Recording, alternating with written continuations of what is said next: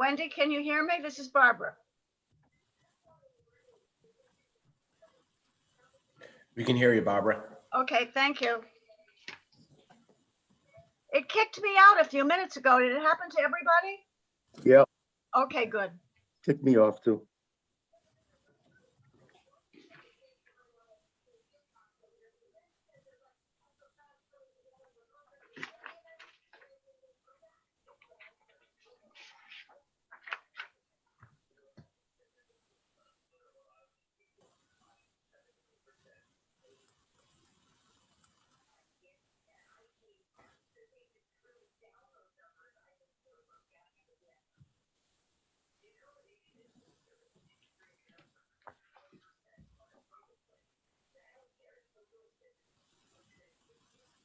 Okay, there we go. Oh, choose a virtual background. Okay.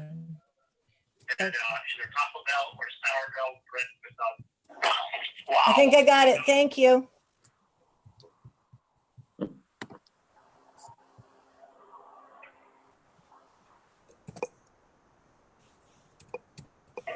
Waiting for Mrs. Santos back on. She's trying to call in now. Terry's on. Hi, Terry. Hi. Hi, Did Bob. I fix my video? You did. Now it's on again. I'm really having a heck of a time. Again. Hi, Pete.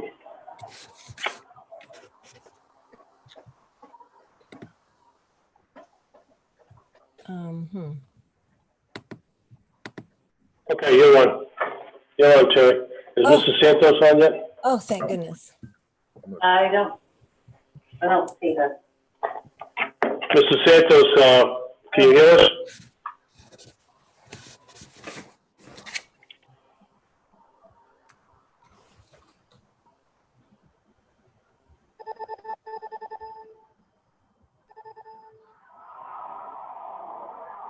It's to go up slowly, you know, 'cause it's a little loud.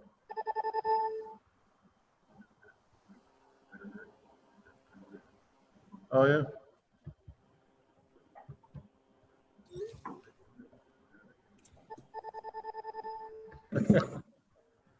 I don't know. It sounds like somebody trying to get in. Karen said that she's trying to get her up. Okay. Oh, okay. For another minute or so, they're trying to get Council Santos connected. Yeah. Okay, she's with us. Mrs. Santos?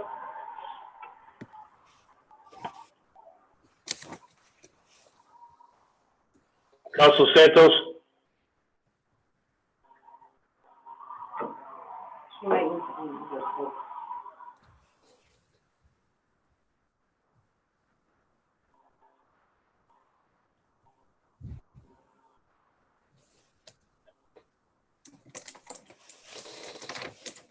Unmute her.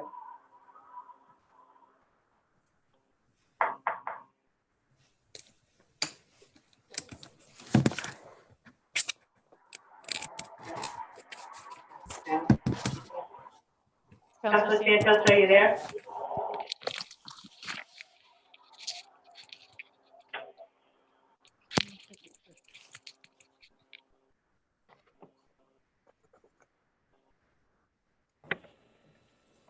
Hello? Yes, you could. Council Santos?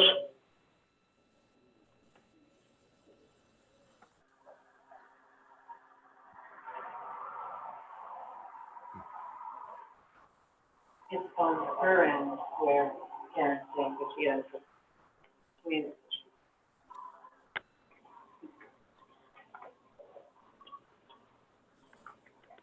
She has it muted on her end? She may. This is Mark. I was unmuted. Okay, hi, Mark. Hi. Council Santos?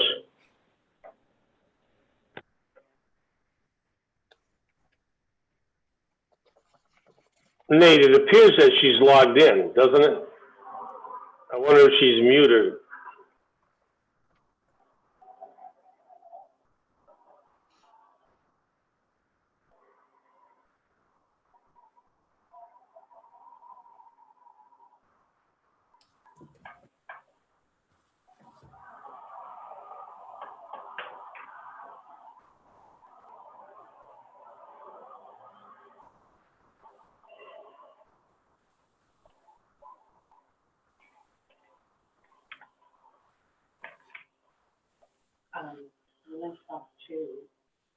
earlier.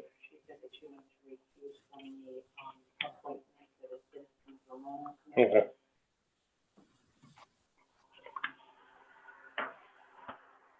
What is if they call in by phone, what is the code to unmute themselves? Star six. Mrs. Santos, if you can hear us, hit *6 on your phone.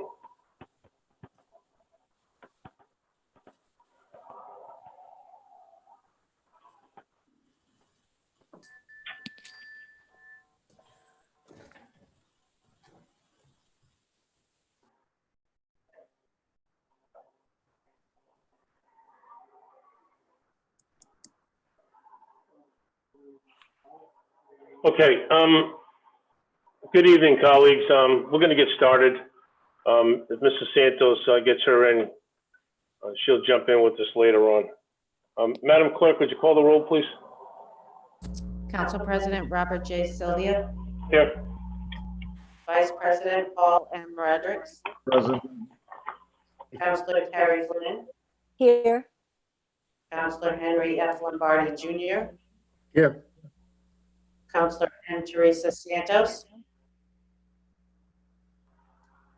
Councilor Dennis B. Toronto, Here. Councilor Barbara A. Von Bellis. Here. We have a quorum, Mr. President. Okay, colleagues, please join us in the Pledge of Allegiance to our flag. I pledge allegiance To the to flag the Flag of the United States of America and to the republic for which it for which it stands, one nation, under God, God, indivisible, with liberty and justice for all. Hey, thank you. Tonight, if you can help us out, if you're not talking, if you could just mute yourself, it helps out with the feedback in the background that came from the last time. Okay.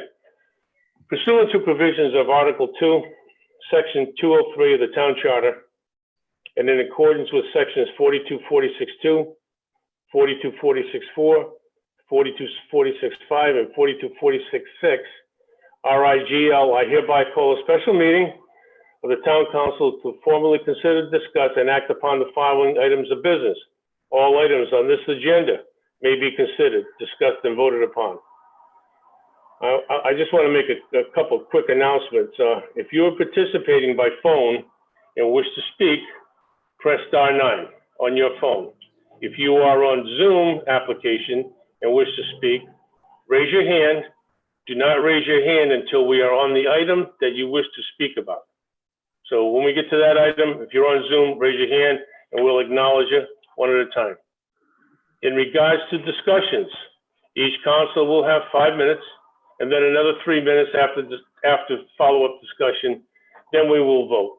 Any member of the public who wishes to speak will have 3 minutes to speak. Okay. Item number 1.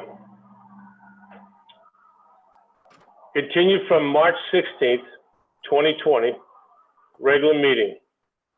Resolution of the council requesting Rhode Island General Assembly to enact changes to section 44-5-11.8 of the general laws, authorizing the town of Middletown by ordinance to adopt tax classification plan in accordance with the provisions of RIGL 44-5-11.8A and B, to be applicable to taxes assessed on or after the assessment date of the December 31st, 2019. The administration has requested that this item be withdrawn from the docket.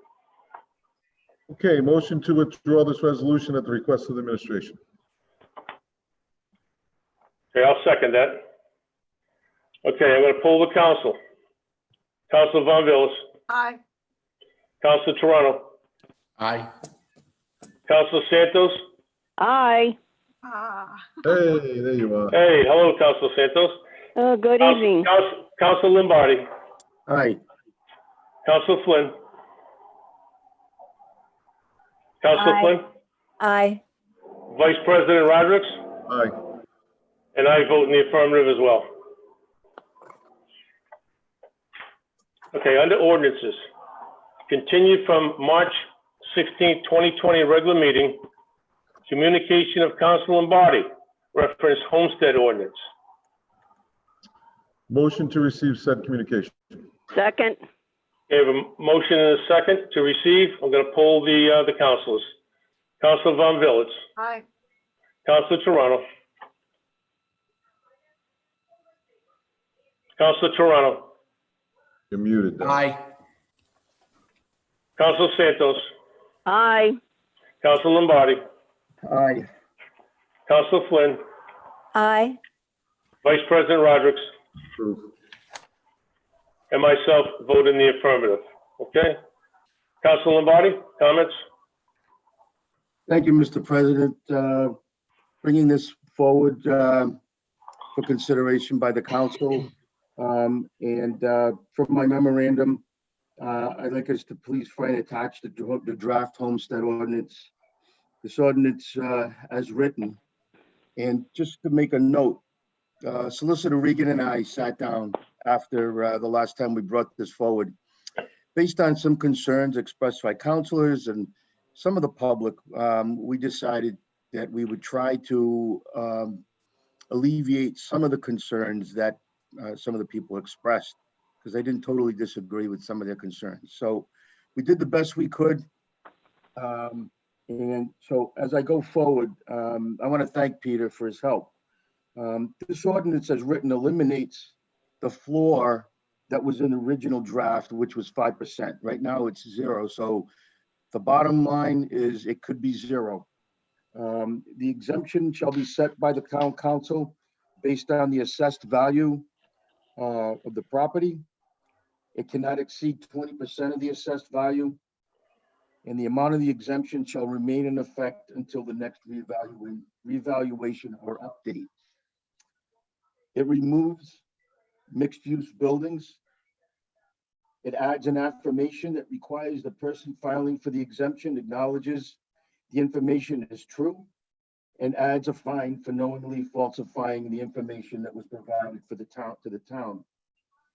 It also adds a termination provision that is also included in our senior citizens exemption ordinance.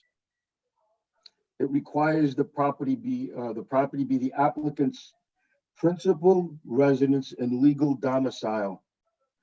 The ordinance outlines, as you can see with the attached documentation, 5 forms of verification, of which at least 3 must be met. Hey, Rick, Yes, sir. sorry to interrupt you, but I'm having a hard time hearing you. It's like muffled or something. I don't, Yeah, you know what? I'm not actually talking right into the. sorry. Is this any better? Is that Yeah, a better? little bit better. Okay, I'm sorry. I was reading and I wasn't actually talking into the computer. So as we continue to look for ways to find tax relief for all of our full-time residents, people who choose to live here, work here, and invest in our community, I think this is a good start. It's not the end all and be all. Nothing is going to be that.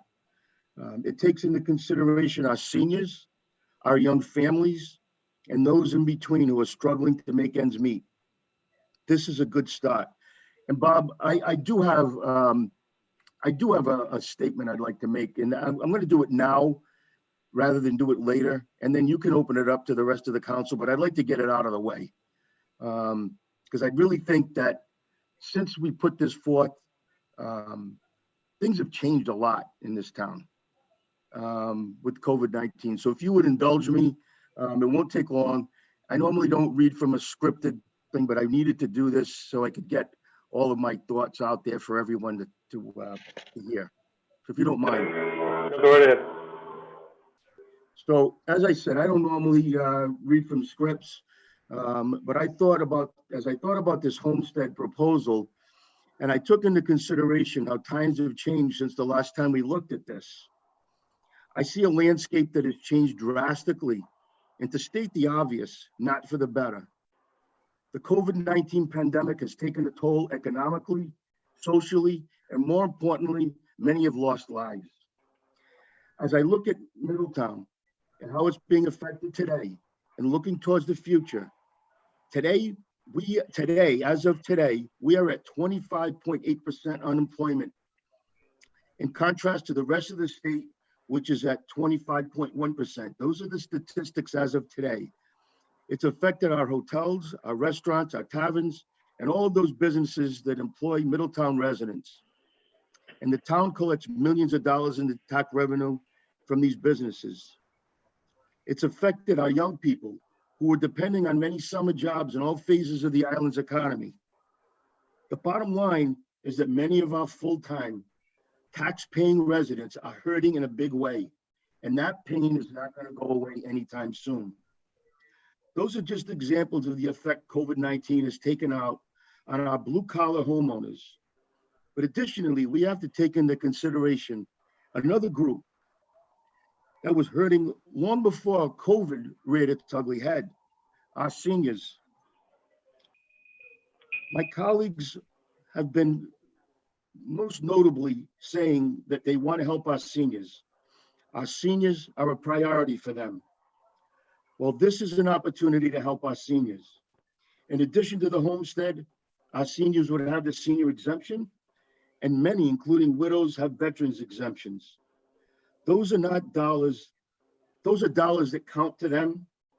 It's not discretionary money, it's necessary money. It's the difference between putting oil in your tank or buying your prescriptions or buying a few needed items at the grocery store. It's about the basics of life. So there's no quick fix to fix a plan that's going to take away all of the pain. With the situation we're facing today, with so many of our young families struggling with one or both earners in a household, unemployed or underemployed, facing the possibility of losing their homes, we need to find a way to give them some relief. No matter how much, every dollar matters to these people. They're hurting today, and it's not going to go away anytime soon. Maybe a year, maybe longer down the road. Who knows how long it's going to take for us to come out of this. All right, Rick. I'm not done, Teresa. Okay, come on. Be patient with me. I know. Just this once. Mr. Santos, Council Lombardi has the floor. Yeah. So Okay. in closing, I want all of our full-time residents and taxpayers to know that this Homestead Act is about you. It's about helping you to make ends meet. It's about letting you know that you have counselors who care about you and appreciate that you've chosen to live here, work here, and raise your families here. So with that, I'm going to ask my fellow counselors to support this, and let's move it forward. By the way, this is an enabling ordinance. We may not be able to implement it with this budget, but the next council and councils after that will have this as a tool in their toolbox to use. So I think it's most important that we give them that opportunity. So thank you all so much. And thank you, Mrs. Santos, for giving me a little bit more leeway. You're welcome. Okay, any council would like to make any comments? I would like to make a comment regarding this. Council Santos? Thank you, Mr. President. Is there any penalty involved if someone falsifies records in order to obtain this, if they are not full-time residents? Is there a penalty that would be attached to this if anyone falsifies any records to obtain this Homestead Act? Yes. Yes, Mrs. Santos, they would have to not only pay the money back with the maximum amount of interest allowed, but would also be subject to a fine of not less than $500. Thank you. Council Flynn? I have some questions for Council Lombardi. Council Flynn, you just muted yourself. Can everyone There hear you me go. okay? Yeah, good, right now. Perfect. Thank you. I'm using earphones for the first time, so bear with me. Just some questions for Council Lombardi. On agenda item number 3, that's the entire draft ordinance right now, correct? As opposed to being a partial of what we've seen before? What we have in the docket is the draft ordinance, yes. Okay, so this is the first reading, and this has been before us about a year ago. And I had another quick, sort of grammatical question. It's number 34.10. So I went online to take a look at the context of the rest of the ordinance, and there's a 34.8 and another kind of section that starts 34.15. And I just didn't know if that has relevance. Peter? It was simply looked to be the appropriate place to put it. It doesn't have any specific relevance, whether it's before or after in a different section. It's within the tax section of the code, and that was one of the available sections. So. Okay, so it doesn't have to be sequential with the other ones that are there? No.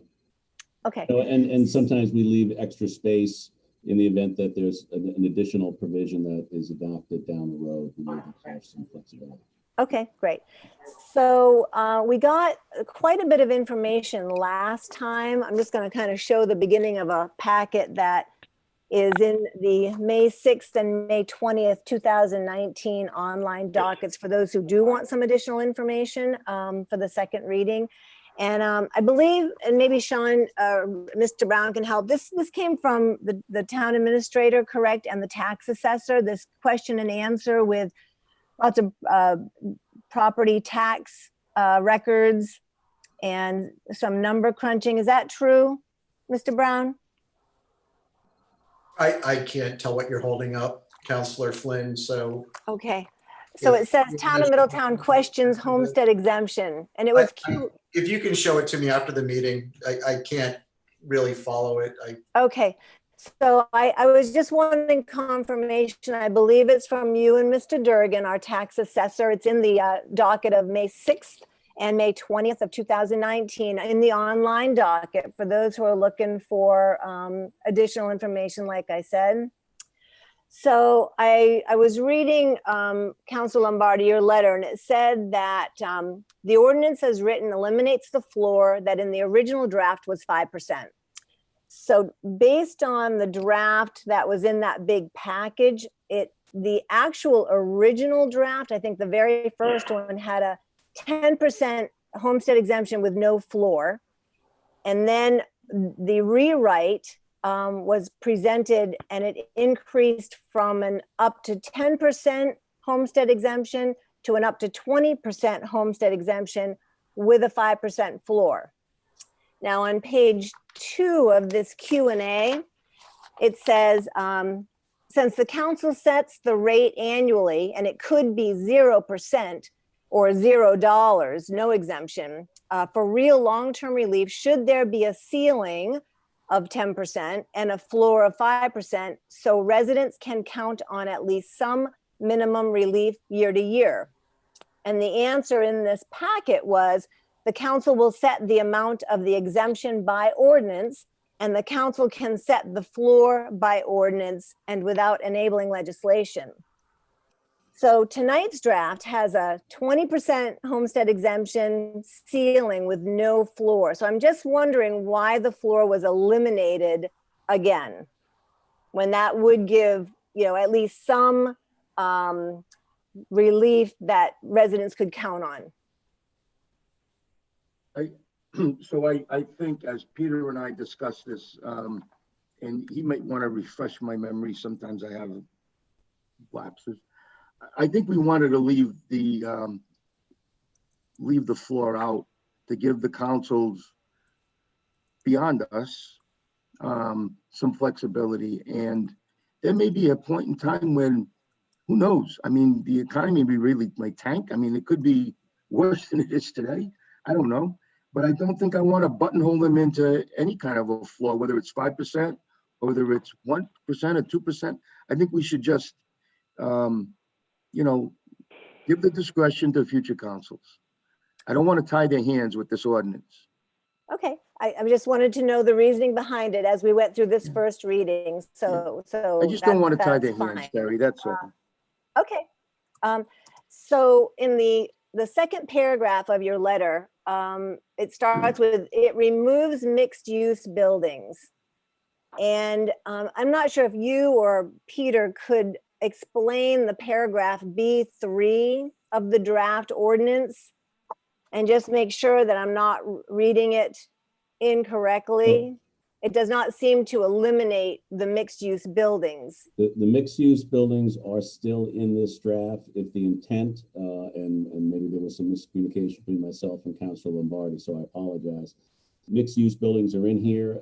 If the desire is to remove those, it certainly can be removed between now and the second reading. So Peter, you're a little muffled also, but is there a pro and con to leaving them in or taking them out? Is there something that, some information we should have when assessing this and that particular element of it? It's really just a policy question for the council to decide.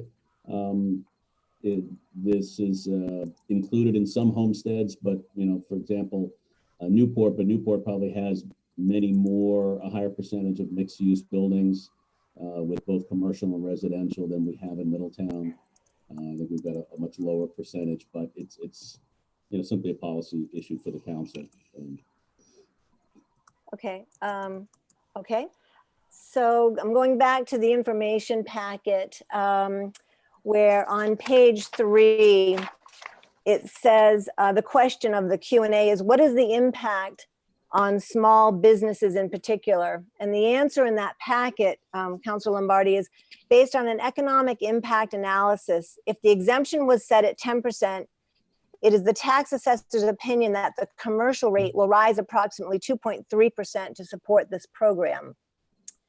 So I'm not sure if you can extrapolate that a 20% possible homestead exemption would impact businesses with then a 4% increase, twice the 2.3% with a 10% homestead exemption. But, I was kind of surprised when reading through the information, refreshing my memory, that you who are, the business champion, and with small businesses being devastated at this time with COVID-19, I'm just not sure that this is the best time for this. Mr. President? So I just wanted can I to respond to that, please? Oh, that'd be great. First of all, so the package you're reading from is from last year's version, so it's not really applicable to what is before the council right now. And the town administrator can correct me on this as well. This draft ordinance is intended to, consistent with the state statute, for the council to set the amount of the exemption every 3 years after every revaluation or update.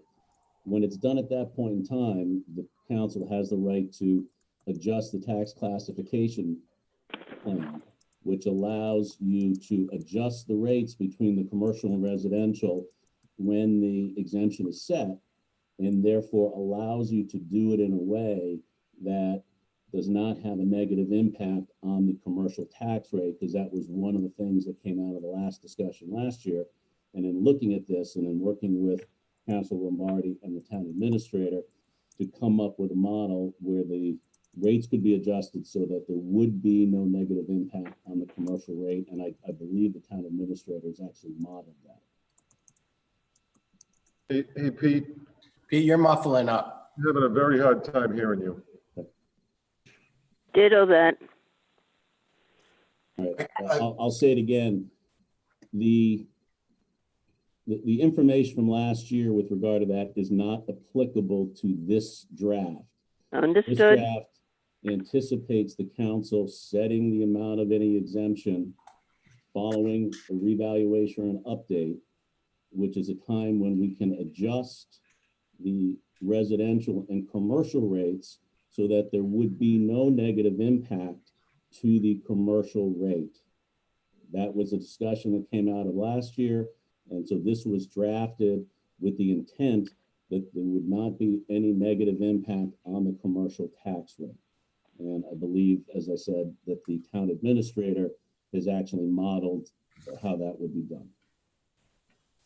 And Peter, we do not have that model right now. Correct. I did not have a chance to assemble that for the meeting. I think part of what we're trying to do is move these things along.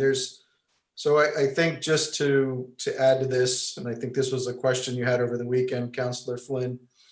One of the items on the docket, number 1, which was withdrawn from the administration, was legislation that would allow the town council to make changes to the tax rate classification in a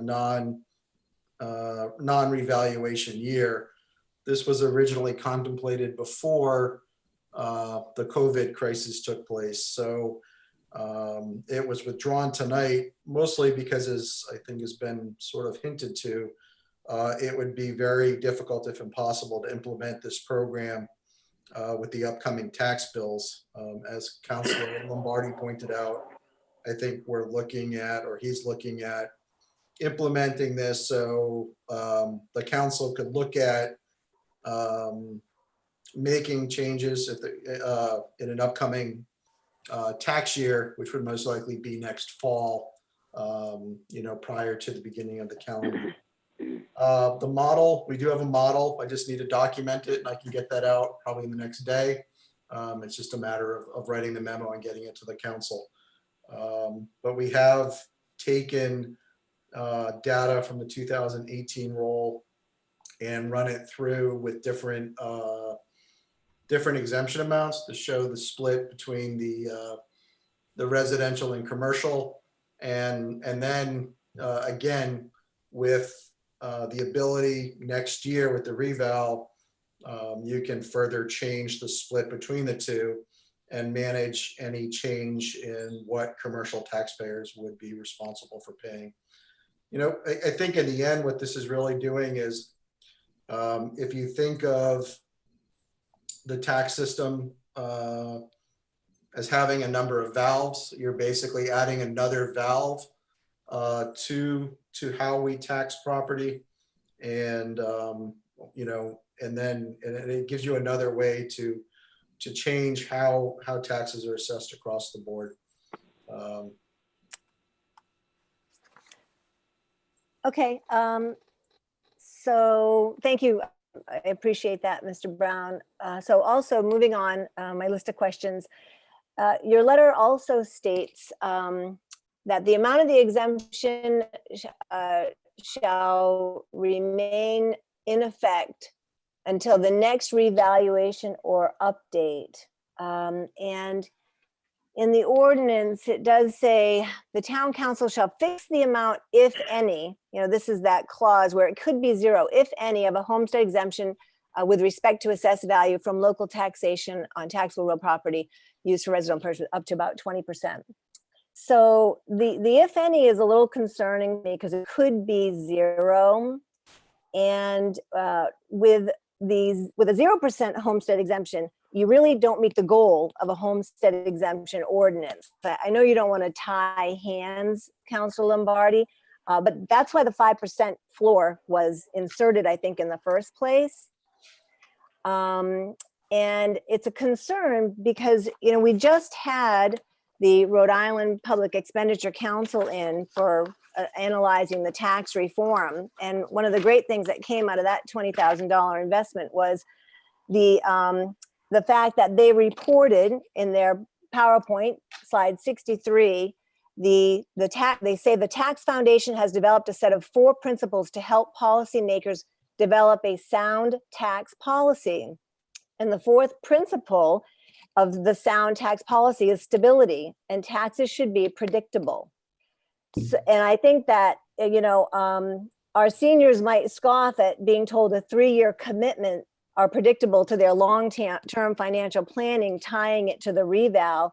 And I don't think I'm the only one that has heard the state is considering annual revals. So I have some concerns about the fact that, this might, need to be tweaked. And I'd like to see it be a little bit more predictable and attain the goal of the ordinance. Mr. President? Let's let Council Flynn finish. Oh, thank you.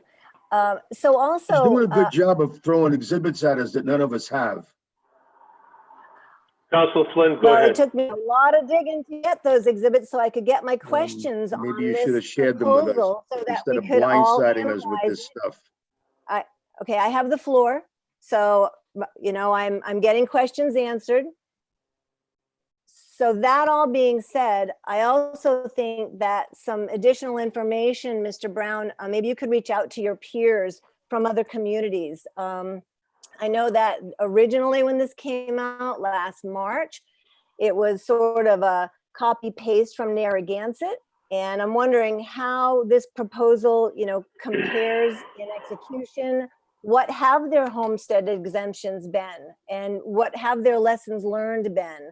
How is the administration work from the tax assessor's perspective? And of course, do they consider it successful? And I ask that because I know in Providence or East Providence, in the discussions a year ago, that one of those two cities had a homestead exemption ordinance and removed it. And I would like to know why. I said, there's a lot of other mechanisms in there. So I just think that, while this is the first reading, we're moving to the second. If you could get that information, I think that would help us in this analysis. Because, there are, what appears to be a few little errors and, it's not predictable. I'd like to see it more in line with sound tax policy. And, I do want to look at that model from Mr. Brown to make sure that the businesses, especially now, are not going to be impacted and that get some additional information from other communities. Okay. So Thank for you, answering Councilor all my Flynn. questions. Mr. President, can I just review the questions with Councilor Flynn before we proceed? So Yep. she wants to know how it compares to Narragansett. Yes, how the proposals compare. To Narragansett, that's the question. Yes, because that's where this, I think we used that template as an anchor, or Council Lombardi did. Yep. And then what the second their question exemptions was have about been. Providence. You wanted to know why Providence. Oh, can we finish with Narragansett first? Sure. Okay, so what have their actual exemptions been? I don't know how many years they've had it. What have their exemptions been each You want- year to their No, I'm residents? not clear. Do you just want the total dollar amount or what are you looking for? Well, it's yeah, I guess the percentage that they applied and the dollar amount that needed to be funded by the other taxpayer groups. Lessons learned. How the administration of it works from the tax assessor's perspective. Because you're offering an exemption and then you've got to raise everybody's rate to make your budget. And do they consider it successful overall? For Providence, East Providence, I'm just not sure which city, which one of them had the homestead exemption ordinance and then removed it. And what is your And question? why they did it. Okay. Thank you very much. You're welcome. Any other council like to make any comments? President, Councilor Lombardi, go ahead. just quickly, as we look at the state and they're considering, in the past, they've considered going to annual revals. If I think about this, and as I've been discussing this particular ordinance and the ramifications with a couple of our state legislators, as recently as a couple of days ago, I'll tell you something right now. If we're going to quibble over, and I mean if the state is going to quibble over, what comes down to dollars and cents.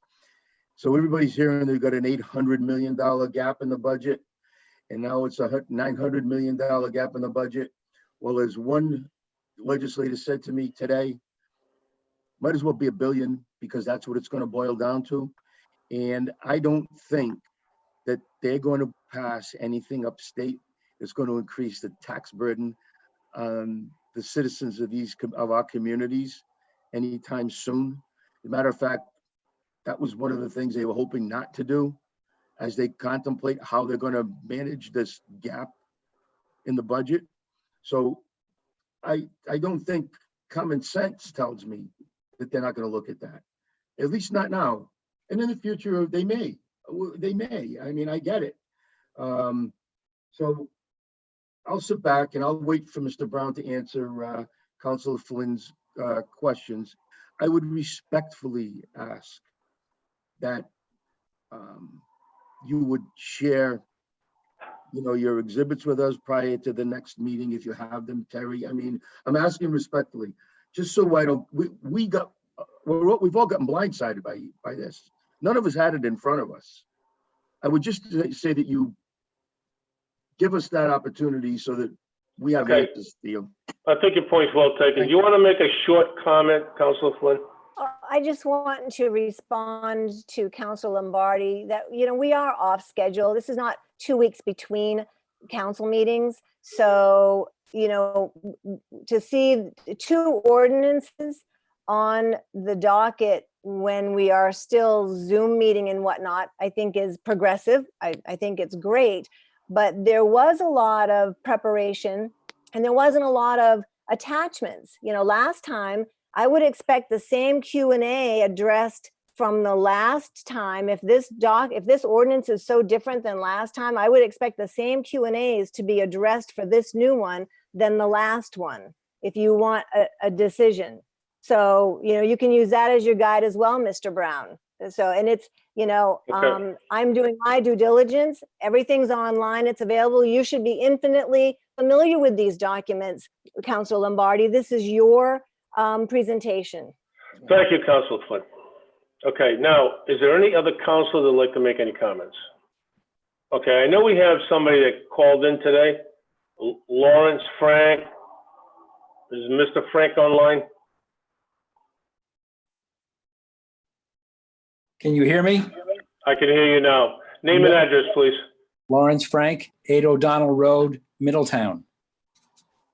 I'd like to read a brief statement. Go ahead. I have reviewed the section 34.10 homestead exemption proposal. While I support the idea of a homestead exemption, this particular proposal raises some questions, and perhaps this has already been answered. First, under Part A, there was a reference to, quote, local taxation on taxable real property used for residential purposes, end quote.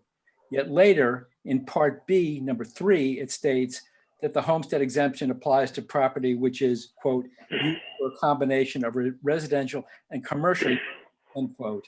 This appears to be contradictory to Part A. In Part E, there is the discussion of how exemptions shall be apportioned in multi-family dwellings. Take, for example, Part E, number 4. Here, a 5-family dwelling with the owner living in one of the units will receive an exemption representing 20% of the exemption amount. If those 4 remaining units were used as Airbnb rentals, the daily income could be as much as $800 a night, assuming $200 per night rate per unit, or $5,600 per week, or more than $20,000 per month, and 3 months, a gross of over $60,000. There is no reason to permit a homestead exemption to this or any property that generates income to its owners. This income would be in addition to the many tax advantages that real estate investors receive that are not available to single-family homeowners.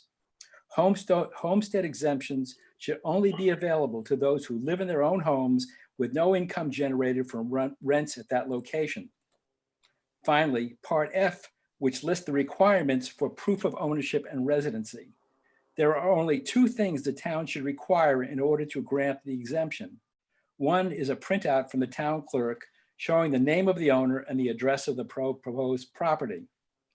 And the other is an affirmation that the owner has filed a Rhode Island tax return and that no income was earned outside of Rhode Island that was not subject to Rhode Island income taxes. This will ensure that those who say they live here are contributing to the financial well-being of the state and by extension, the well-being of Middletown. Thank you. Thank you, Mr. Frank. Is there any other participant that called in would like to make any comments? Vice President, if you're talking, you're muted. I can't hear you. I know I was talking to Karen. I wanted to get the name. Okay. Just the phone number. Are they live? Okay, Bob, they're live. Go ahead. Okay, if I could get your name and address, please. John Bagwell.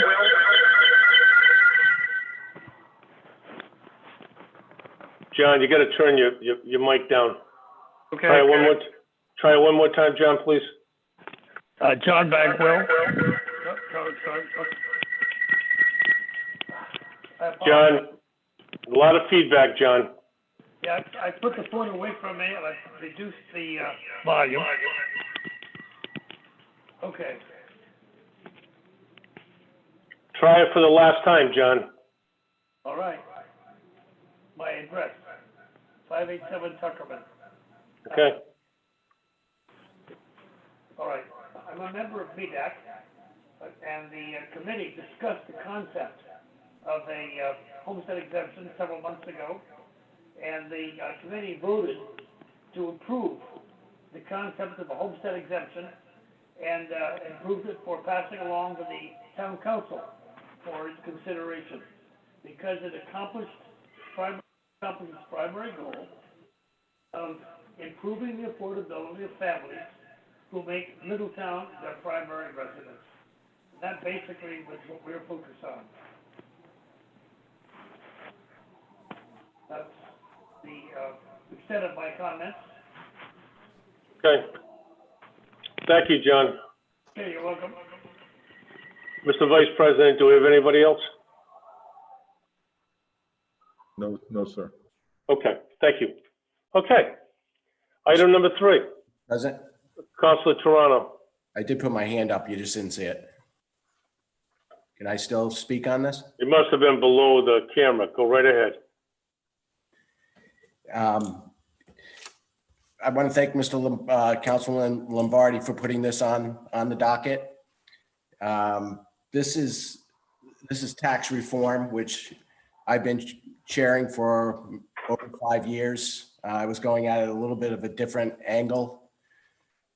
We were looking for, a little bit more predictability and people knowing what their taxes are going to be going forward. We spent a lot of time at the Tax Exploration Committee to look at a lot of different tax methodologies, and the homestead was one we did look at.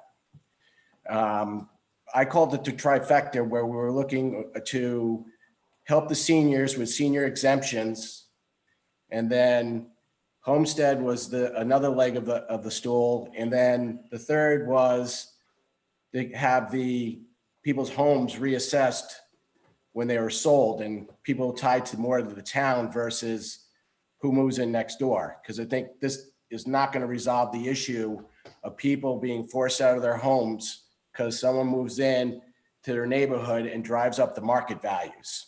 This will not help. It will help, but it will not stop people from being forced out of their homes.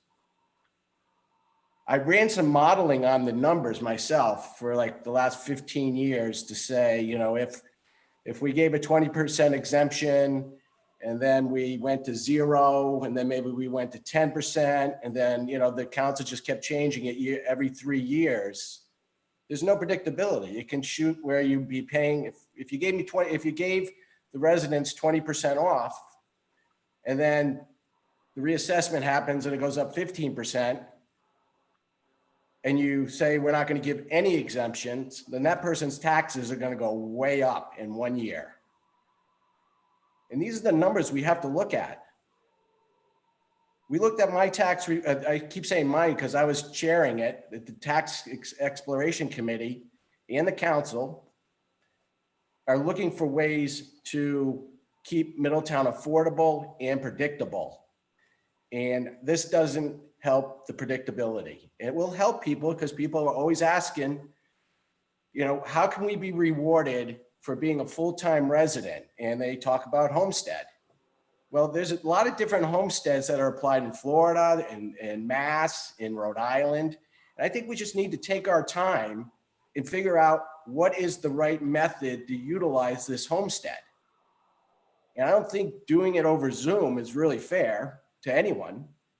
We don't have all the information, as Counselor Flynn has pointed out, we don't have the numbers. We don't have the calculations. I think we should actually continue this. And I would encourage a workshop like we did with the RIPEC document. We opened it up to the community to come in and talk. We can hear from businesses. We can hear from the people who are not full-time residents. We can actually see the numbers of how this might have affected us over the last 15 years if it was in place, make some assumptions, and then come up with a good recommendation.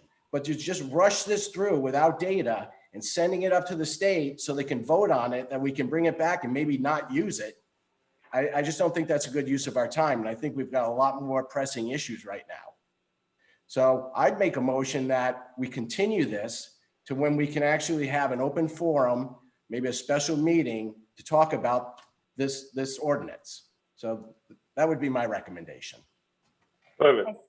A second. Mr. President. Wait a minute, Mr. Lombardi. Okay. So you repeat that motion, please, Councilor Toronto. I would like to make a motion that we continue this until we can actually meet in person and or have a open forum so we can hear from all the businesses and the people and the residents and hear what their ideas are and make sure that that the town can afford to do this if we decide to do it, and how everyone's going to be affected. And I don't think this is going to be resolved in 1 week. We just got this document a week ago. So I make a motion that we continue this to another time where we can actually meet in person and we can hear from the public in person. Okay, and you second that, correct, Councilor Flynn? Yes, I think there are a lot of unanswered questions and. You seconded, correct? I second that. That is correct. Thank you. Okay. Any further conversation on the motion? Vice President. So, Rick, I know you're very passionate about this, and I understand the urge to, or the want to, and the need to want to get this done. And you've been working at it, you've been pushing it for a while.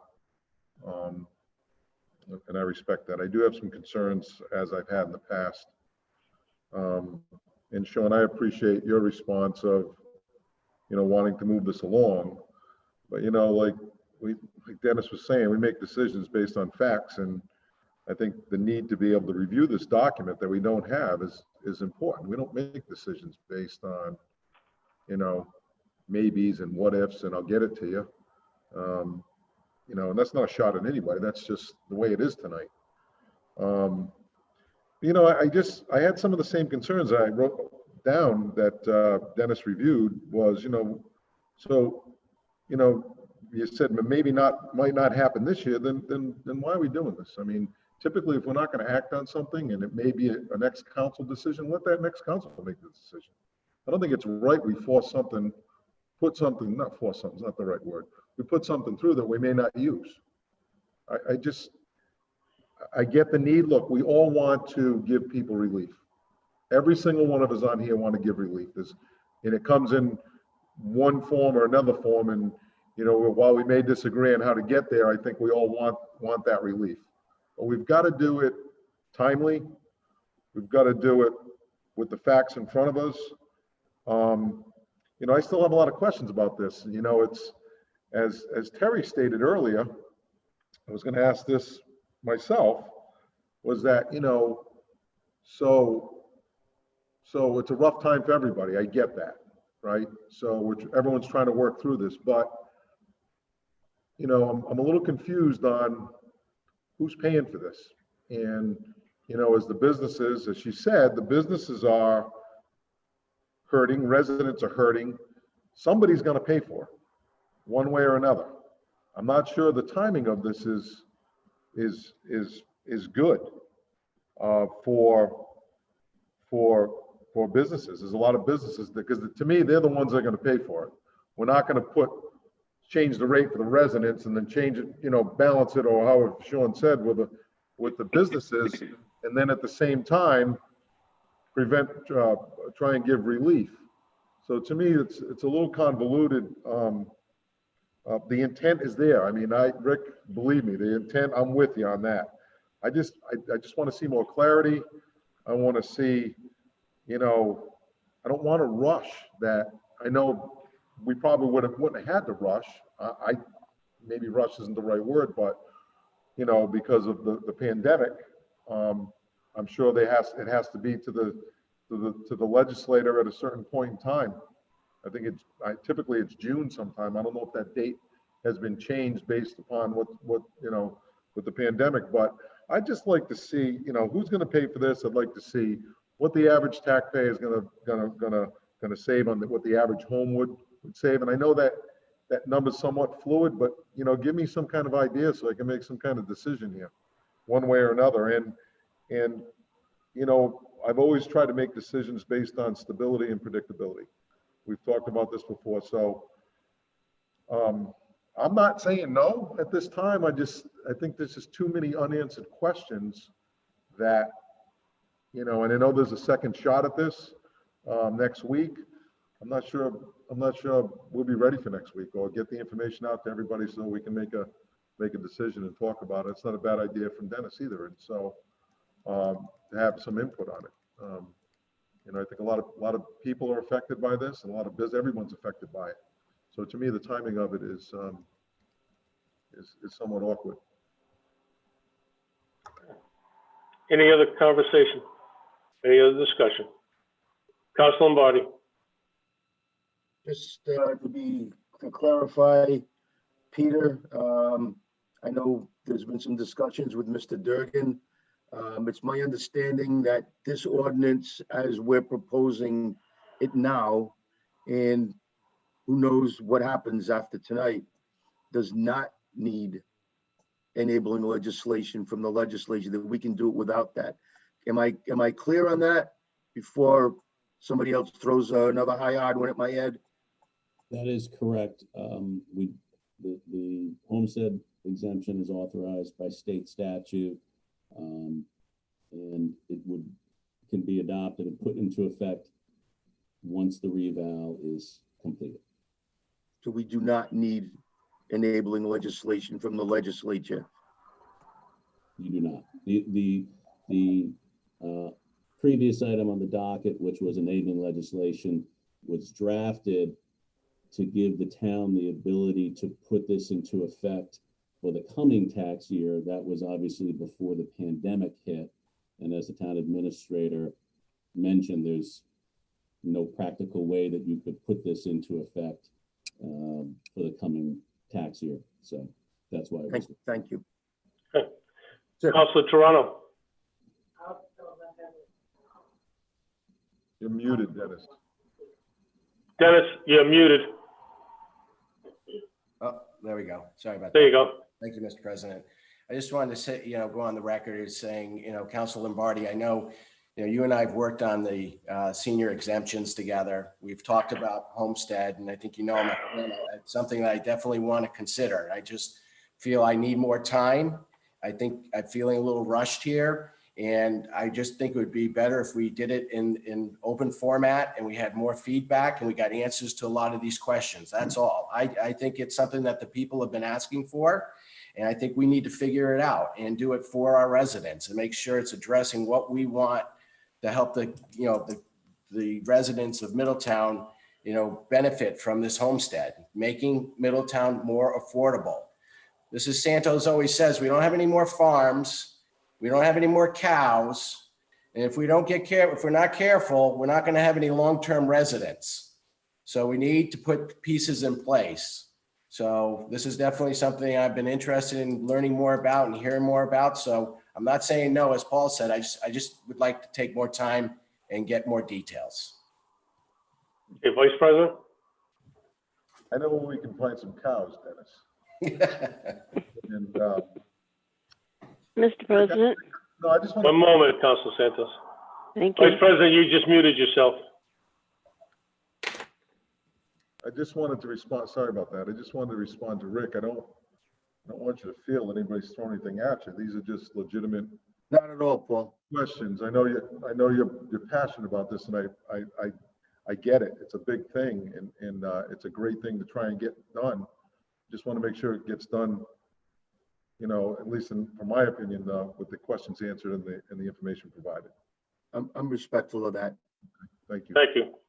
Councilor Santos? Thank you, Mr. President. There's been questions asked that need to be answered. There are statements that have been made that have to be clarified. I need some more information on this, Rick. I'd like to see all the answers, all the questions answered, and all the statements come forth and cleared.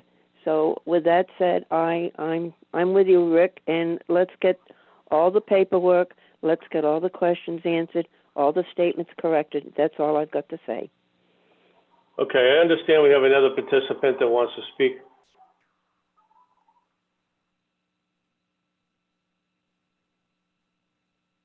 Well, Bob, the hand went up, the hand was raised, the hand went down now. It was Bob Silva.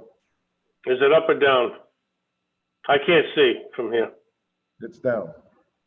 Okay, all right. So we'll move along. Okay, we have a motion. Okay. Councilor Von Villas. Yeah, I've been listening to what everybody Can't hear observations. her. Can't hear her. Barbara, Can you lost hear you. me? No, it's better, Barbara. We I'm lost sorry, you for, Bob? that's better, we lost you.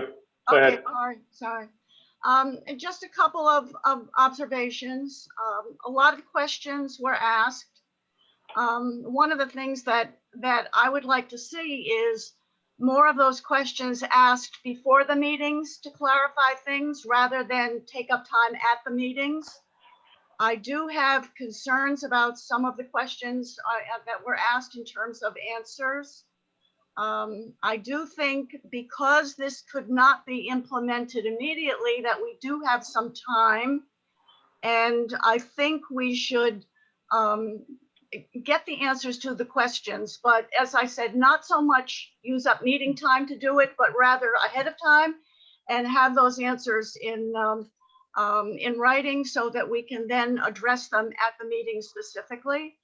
I think we definitely need to move on this. I understand we can't do it ASAP, but at the same time, what we cannot do is allow this to drift as we have over the last couple of years, and we still are talking about a homestead exemption, but we are not providing any relief for anyone. So while I would urge us to get the answers to the questions, at the same time, I would also urge us to take some action as soon as we get those answers, so that in fact people know that we're actually accomplishing anything. Thank you. Mr. President, Councilor Santos. regarding what Mrs. Von Villas has said, instead of having it handed to us the night of the meeting, could all the questions that need to be answered email the councilors so that we'll have all the answers beforehand, before the meeting, and we can look at the answers? Is that possible? That's possible. Thank you. And that's Any further conversation? Mr. President. Councilor Flynn had her hand up first. Yeah, just a comment on asking the questions at the meeting. Mr. Brown, I'm sure will tell you and his staff that I do send a lot of questions out before the meeting. However, in a discussion scenario, I believe that for the public's sake, that this is the place to have the discussions and to have the questions. And this is the first reading. So, you know, I did feel comfortable knowing that all of this information was already online and had been available for about a year, to have it out in the open for everyone, and knowing we're, you know, have time. Thank you. Councilor Lombardi. So just for everyone, all of my colleagues, I think you know me well enough by now that I am respectful of each and every one of your opinions. I mean anyone no disrespect. This is something, as Paul put it, I'm very passionate about. I feel like, you know, you need to dip your toe in the water sooner or later. We need to do something at some point. So we get questions answered. I'm reasonable. I understand. I don't disagree with some of your points. So let's sort it out. Let's get some answers. Again, as some of you know, I'm willing to compromise on just about anything. So let's get it done. Let's figure it out. But I agree with that with Councilor Von Villas, as we hear all the time. We cannot keep kicking this can down the road. We sooner or later need to make a decision, and we need to take a vote on it.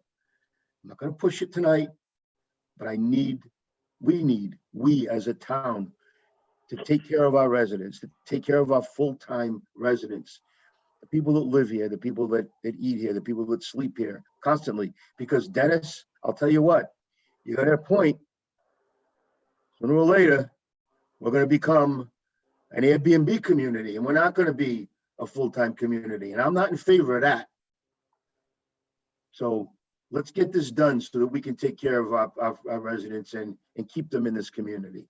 So again, thank you very much, respectfully to each and every one of you for a lively and a spirited discussion, and some good points were brought up tonight. Okay. We have a motion and a second to continue. Any further conversation? Continue to when? Well, it's to be continued. I mean, it depends on when these questions can get answered and back. It's certainly not going to be the next meeting, which is June 1st, in 6 days. Ask Mr. Brown. Bob, ask Mr. Brown when he thinks he could have the answers. Sean, when can you have those answers, do you think? By the 15th, maybe? Yeah, the 15th would be fine. Okay. That's good. So I'll amend the motion. Councilor Toronto, unmute yourself. Go ahead. Gotta get used to that mute button. Your wife would like it.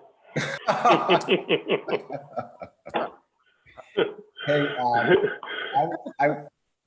my motion did include a public forum, that we would open it up to the public, kind of like we did with the other tax reform. If I recall correctly, we're going down this road one more time, for this will be about the 7th time tonight, but we did have public input on this a while ago. We had people that did address, and I think Mr. Frank was one of them that spoke that night. And I think also former Councilman Rivera spoke one night in regards to this. However, I'm going to amend the motion, okay? That's been voted. We have a motion and a second to continue this. Let's take care of this one first. All in favor?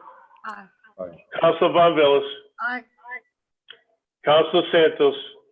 Toronto. Aye. Councilor Lombardi. Aye. Councilor Flynn. Aye. Vice President. Aye. And I vote in the affirmative as well. Okay, so now I'm going to make another motion that we continue it to our July 15th meeting. Second. The July. motion is July. June 15th, I'm sorry, June 15th. Second. Okay, we have a motion second, continue to June 15th. And that's withstanding that all the answers can get answered, the questions can be answered prior to then. Okay, so I'll pull the council again. Councilor Von Villas. Aye. Councilor Toronto. Aye. Councilor Santos. Aye. Councilor Lombardi. Aye. Councilor Flynn. Aye. Vice President. Aye. And I vote in the affirmative as well. Okay? All right. All set, Madam Clerk? All set. Okay. Item number 3. Continue, I'll make a motion to continue that to June 15th. Second. Second. Okay, a motion is second. Councilor Von Villas. Aye. Councilor Toronto. Aye. Councilor Santos. Aye. Councilor Lombardi. Aye. Councilor Flynn. Vice President Rodrick. Aye. And I vote in the affirmative. Continue to June 15th meeting. Okay, thank you. Okay, item number 4. This is continued from March 16th, 2020's regular meeting. An ordinance of the town of Middletown. This is the first reading. An ordinance and amendment to the town code title 11, Business Regulations, Chapter 113, Food Service, see attached ordinance. Motion to receive said ordinance on its first reading. Second. Okay, we have a motion and a second to receive on this first meeting. We have a second. Councilor Von Villas? Aye. Councilor Toronto? Aye. Councilor Santos? Aye. Councilor Lombardi? Aye. Councilor Flynn? Aye. Discussion, you want to make a comment, Councilor Flynn? Yes, I did have questions. Go right ahead. Oh, all right. Unmute yourself. There you go. Thank you. Thank you. So we had this discussion back in February, and I wanted to ask on the 113.04 section, where the draft that we received for this meeting states the issuance of which shall be limited to the authorized concession operators at Satchwist, Second and Third Beaches. So so the proposed ordinance is limiting to these authorized concession operators. Is that something to do with bidding, or is there a reason could that be explained, please? Yes, I'm going to let the solicitor explain it, but it is with bidding. They paid us already for that space. Okay. Solicitor? Yes, Mr. President, and if you recall, there was a previous draft that included those areas at the beaches as well as the corporate and office park zones as the places where license holders could operate. Based on discussion, and that draft failed to pass, there was some thought that was not restrictive enough and would have a negative impact on existing restaurants in town. So this was redrafted to limit the operation of those day-to-day licenses to the concession areas of Second and Third Beaches. So to the extent that the council was to grant concessions allowing food trucks or food carts to operate at the beaches, the license would be reserved for those operators. And that's in addition to special event licenses, which would still be available. So if someone wants to hire a food truck for an event at their house, or there's a large event at which food trucks are invited, permits can still be issued for those either small or large events, in addition to these year-round licenses.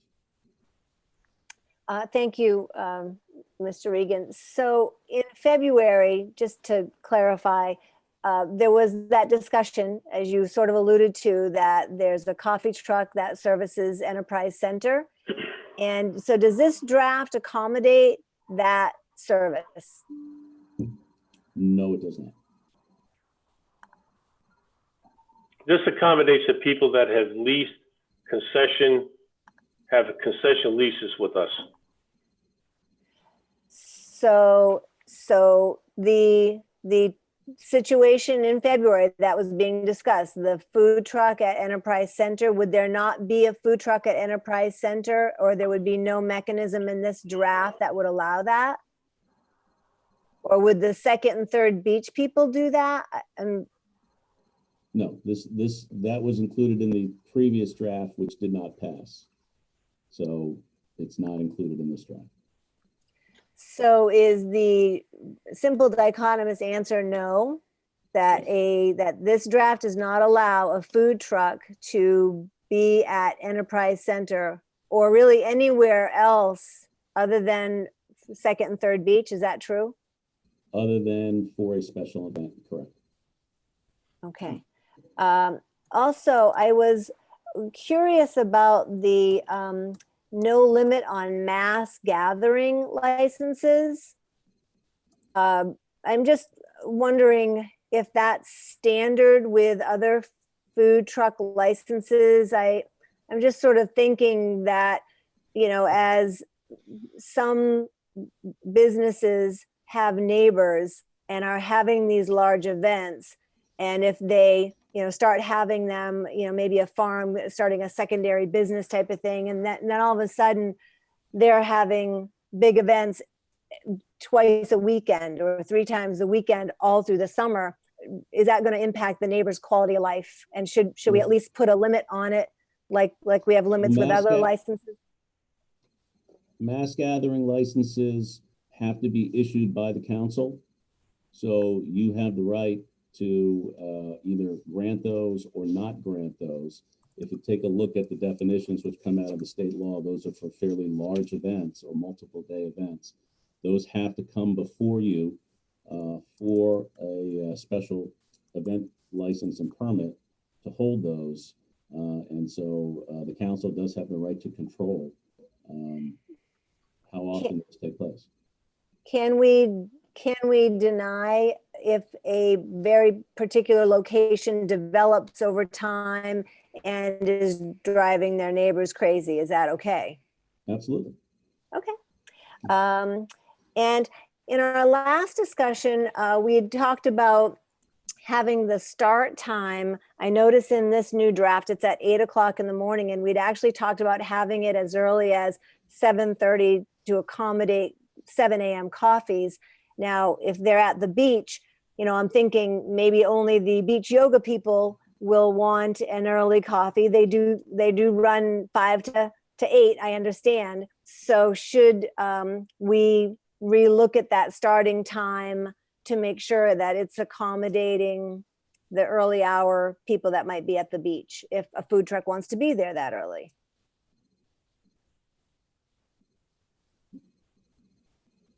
Just throwing it out there. Certainly up to the council. I wasn't sure if it was a question for me or for the rest of the council, but that's up to the council's discretion. I thought we had talked about as a group that 6:30 would accommodate the early risers. As 7 is a start time for a lot of things. And if they're now restricted to the beach areas, the one event that comes to mind that we've approved their permit for is beach yoga, which runs 5 to 8. They have to be gone by 8. If one of the concession folks wanted to, tap into that market, is this going to eliminate that niche for them? And could we open it up? It's really their call. I don't think it is a problem for the town unless you guys see it as a problem to start early. Mr. Brown. Mr. Brown?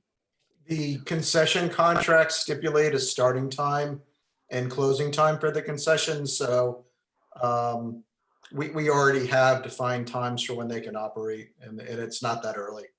So. President, Further, Councilor Flynn. No, those are my questions. Thank you very much. Mr. President, Councilor Lombardi first. thank you. Peter, to clarify something, a couple of quick questions for you. So the limit on the number of the food trucks and the food carts, there's 6 each, correct? So that's a total of 12 licenses, correct? That's correct. That the idea was to give the council flexibility if at some point down the road, rather than having a large concession stand, you wanted to have multiple food trucks operating at the beach, it would give you the opportunity to do that, having up to 6 trucks and up to 6 carts. And we also sometimes have events where there are multiple trucks down there as well.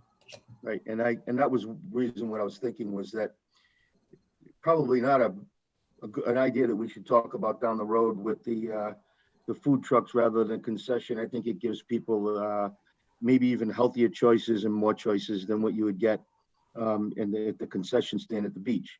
The other question I have is that with each license, so where it says authorized concession operators, each license designates those persons as authorized concession operators, correct?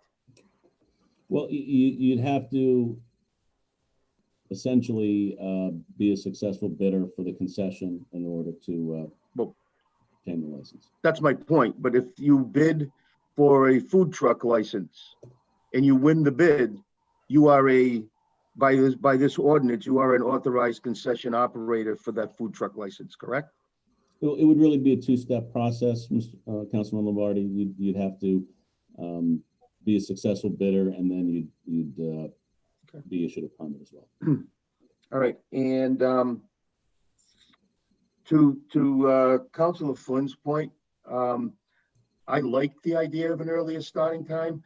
I think that the people that go to the beach early, maybe they want a breakfast sandwich. Maybe a food truck will offer that. And I think, as you said, we set the times. What says we can't set an earlier time? I mean, and if that has to be incorporated into the contracts or the when we issue the licenses to the food truck operators and the concession stands, then we change that. That's our prerogative. But we should accommodate the early beachgoers. There are a lot of them out there, as well as I like the 7 p.m. The 7 p.m.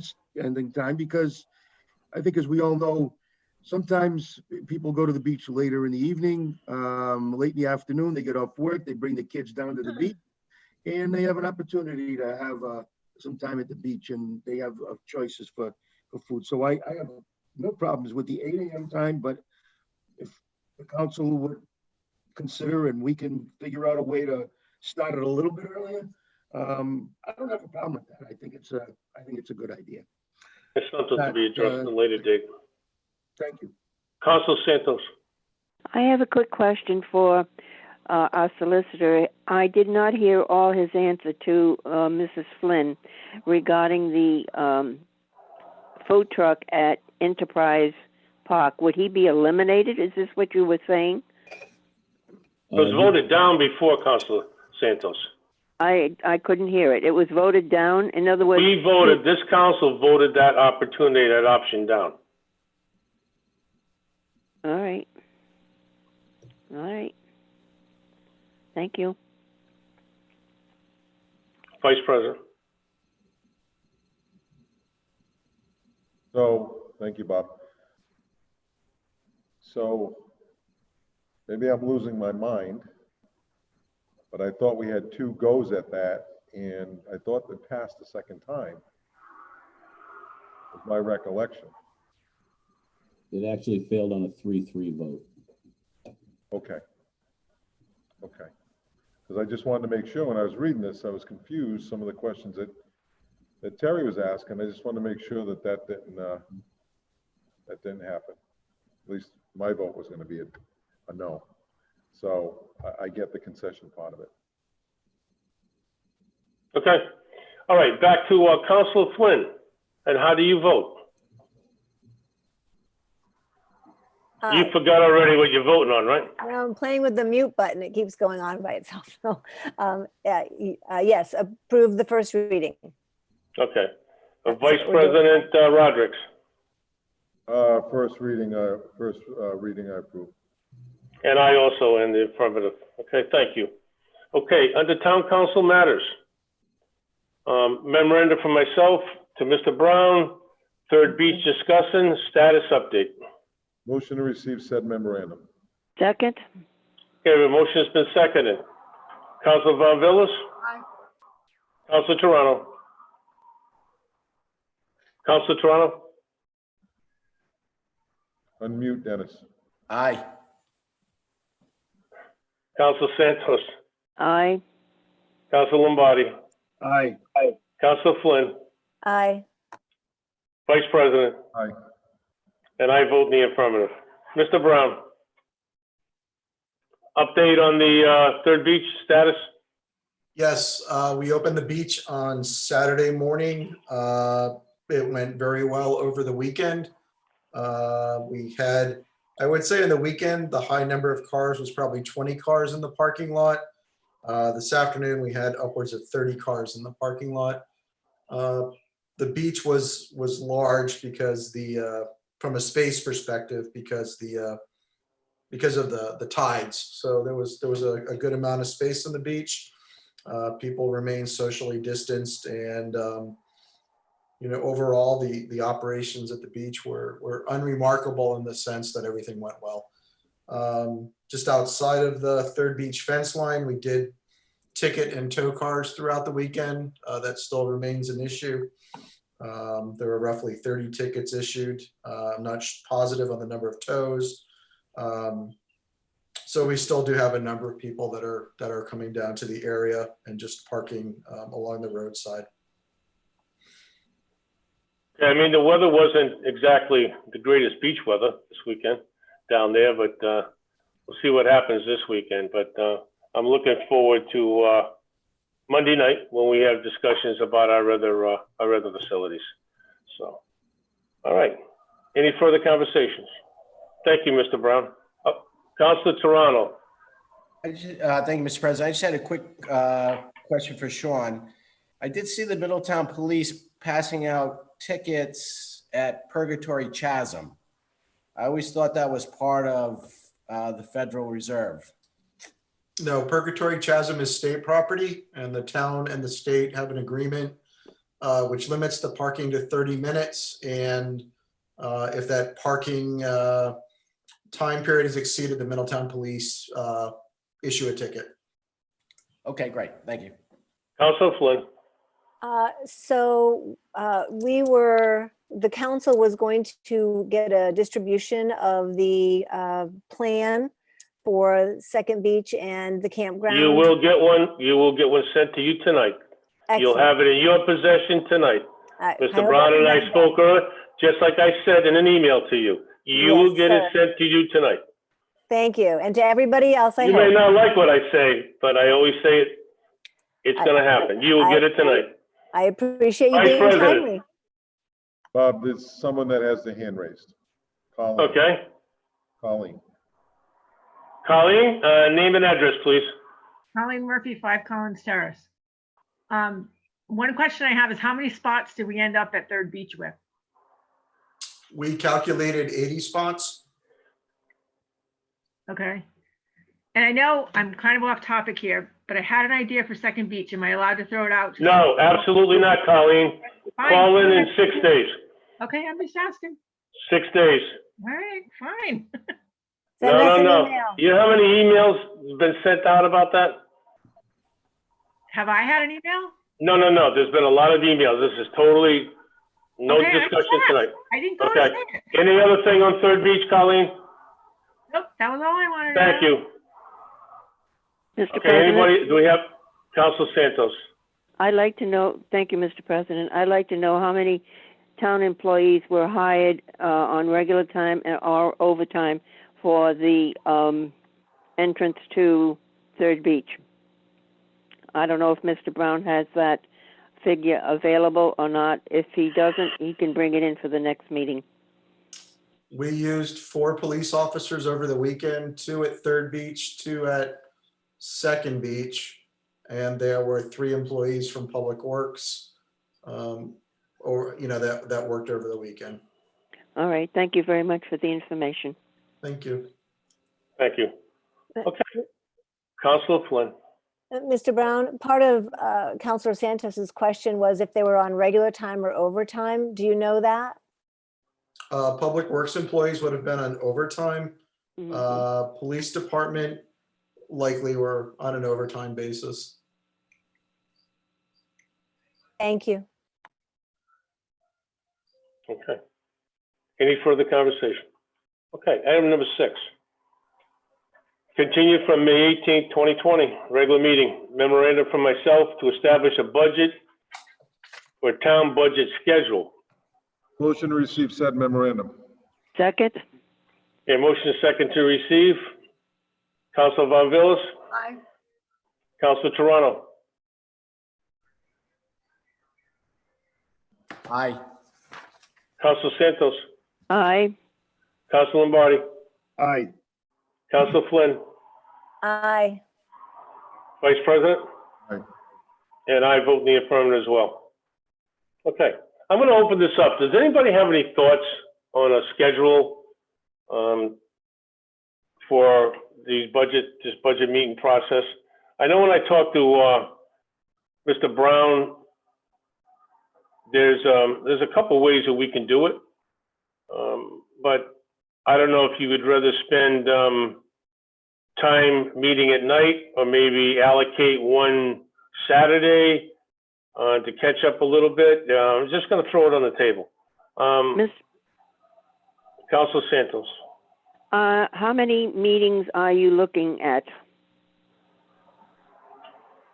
I think in the Approximately. past, historically, I believe we can do it in two. And the vice president or anybody, Mrs. Von Villas or Rick or anybody that's been around through them with us before, I think we could do it in two meetings. I don't know how everybody feels about that, but I'm thinking two, and if we have to do another one, we do another one. Vice President. So Bob, I have no, whatever schedule our colleagues decide on, I'm fine with. It's just, the questions I have, I don't care whether it's a Saturday, whether it's nights, whatever, but the question I have, I know we can do some budgets. Are we going to be able to be prepared, Sean, based on shortfall numbers and based on potential aid from the government or state? There's going to be some unknowns we don't know, I'm sure. Or do you have a time frame for any of those information maybe coming down from the state? We don't have a time frame yet. I think we have a number of those estimates knocked down. I think the biggest question that two questions remain open. One is how much money from the federal government will actually filter down to the town and school. And I think the second question is just getting some certainty about how the schools would be required to open and operate next year. I think those are the two big issues. I think we've pretty much got the other revenues pretty much nailed down or have a conservative estimate in place within the budget itself. So yeah, so because it's my thought process was that the schools, which is a major part of our budget, obviously, we don't know. There's a lot of unknowns there. They're going to go back to school in the fall, and if they don't, does the school prepare two budgets? One for, going back to school, and one not for going back to school? Because there's going to be some savings, hopefully, potentially some savings. If they don't go back to school, then there's no transportation costs. And I mean, there's a lot of factors involved here. So that's just what I'm thinking. And maybe I'm a little ahead of the car. I don't know. Just those are things that we prepared to, when we meet, we need to be prepared to make decisions and, or to have the proper information, I should say. And I just lost my train of thought. How about that? So we got to be prepared to have that information or not. The thought was, has a deadline, where are we with deadlines for budgets? I'm sure most deadlines have been moved back. Have they moved the fiscal year deadline back for the budget, or? no, so the fiscal year won't change. We have, through executive orders that you've ratified, changed the date in which I provide you the budget to June 1st right now. Yep. And Mark and I spoke this morning. I think we're at a point where I would like to give the budget that we have right now to the clerk so that we can at least, as you pointed out, there's certain budgets that we can start looking through. And I think there's line items that we can start working through. But everybody would need to understand that we're waiting exactly on what you stated, which is how are the schools going to operate? And then I think the complementing question is, are we going to get any extra money from the federal government to run the town? The biggest issue, I think, looking at it from the state perspective and from what I'm hearing is, the state is basically trying to get to a point with their $900 million deficit to a point where everybody is held at a constant, that there's not a cut to school aid, that they're able to maintain aid to the cities and towns. So I think we would hear, I talked to Senator DePalma today, you know, the finance committees are starting to talk and meet on a limited basis. I would hope in the next week or two, we would definitely start to get some information in that regard. I know, and then just on the school side, we had a meeting last week with the Chamber, Discover Newport, and the businesses was Newport, Middletown, and Portsmouth, the three administrators. And the message we ran up the flagpole to the governor's office was, you know, besides us setting a budget, businesses can't reopen without knowing what's going on with the schools either. And that needs to become a priority of the state. So I'm hopeful they'll come up with, you know, some messaging soon. But I think to what I think you're saying, we might be a little bit far away from having that certainty to adopt. You know, certainly we can roll forward a little bit in time and adopt a solid budget and not sort of have to second guess it into July and August and the rest of the year. So. Thank you. President? Councilor Flynn. Oh, Councilor Von Villas, I'm sorry. Yes, I think this item is about selecting when we're going to be meeting or how we're going to establish some meetings. And I think it's going to make a difference as to whether or not we have Zoom meetings or whether or not we have the ability to have in-person meetings.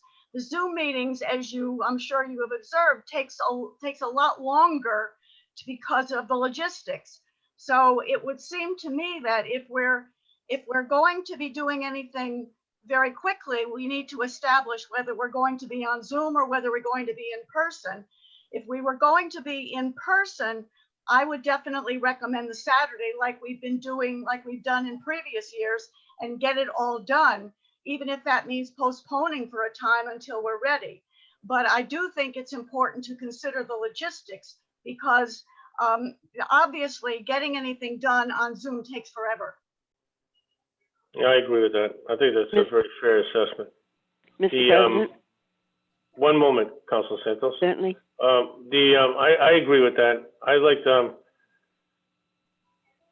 I also think there's certain things with our budget that we can start making inquiries into, or there should be some information readily available, and I'm hoping that will be the case. Mr. Brown, would July be too early for you? No, so like I said, I spoke to the finance director today. Our plan is to provide the budget ordinance to the town clerk on June 1st, which is what is stipulated in the current executive order. Okay, so what you're telling me is that we could do this in June. We could have a meeting in June, right? Correct. Okay. All right, Councilor Santos, you got some thoughts on it? Yes, I do. I agree with Mrs. Von Villas. Saturday is fine. 2 meetings are fine. And if everything is not if things are not completed, then we can vote for a 3rd meeting. Okay. Those are my thoughts. Councilor Flynn. So on June 1st, the gathering number goes up to 15. And I'm wondering if it would be possible to have a meeting at Town Hall together, but have a Zoom portion simultaneously, so it is still public and open. That's the plan. That is the plan. Okay. Well, So respectfully, we can't fit the 15 people in with the 6 feet of distancing, so we're going to have to use one of the school buildings. And just so you know, the high school graduation is not the 8th, it is the 6th, which is a Saturday. Okay. But I plan on the meeting for the 1st. We plan on getting all of us together anyways. Like the town administrator said, it may not be here at the town hall, but it will certainly be all of us together in some building.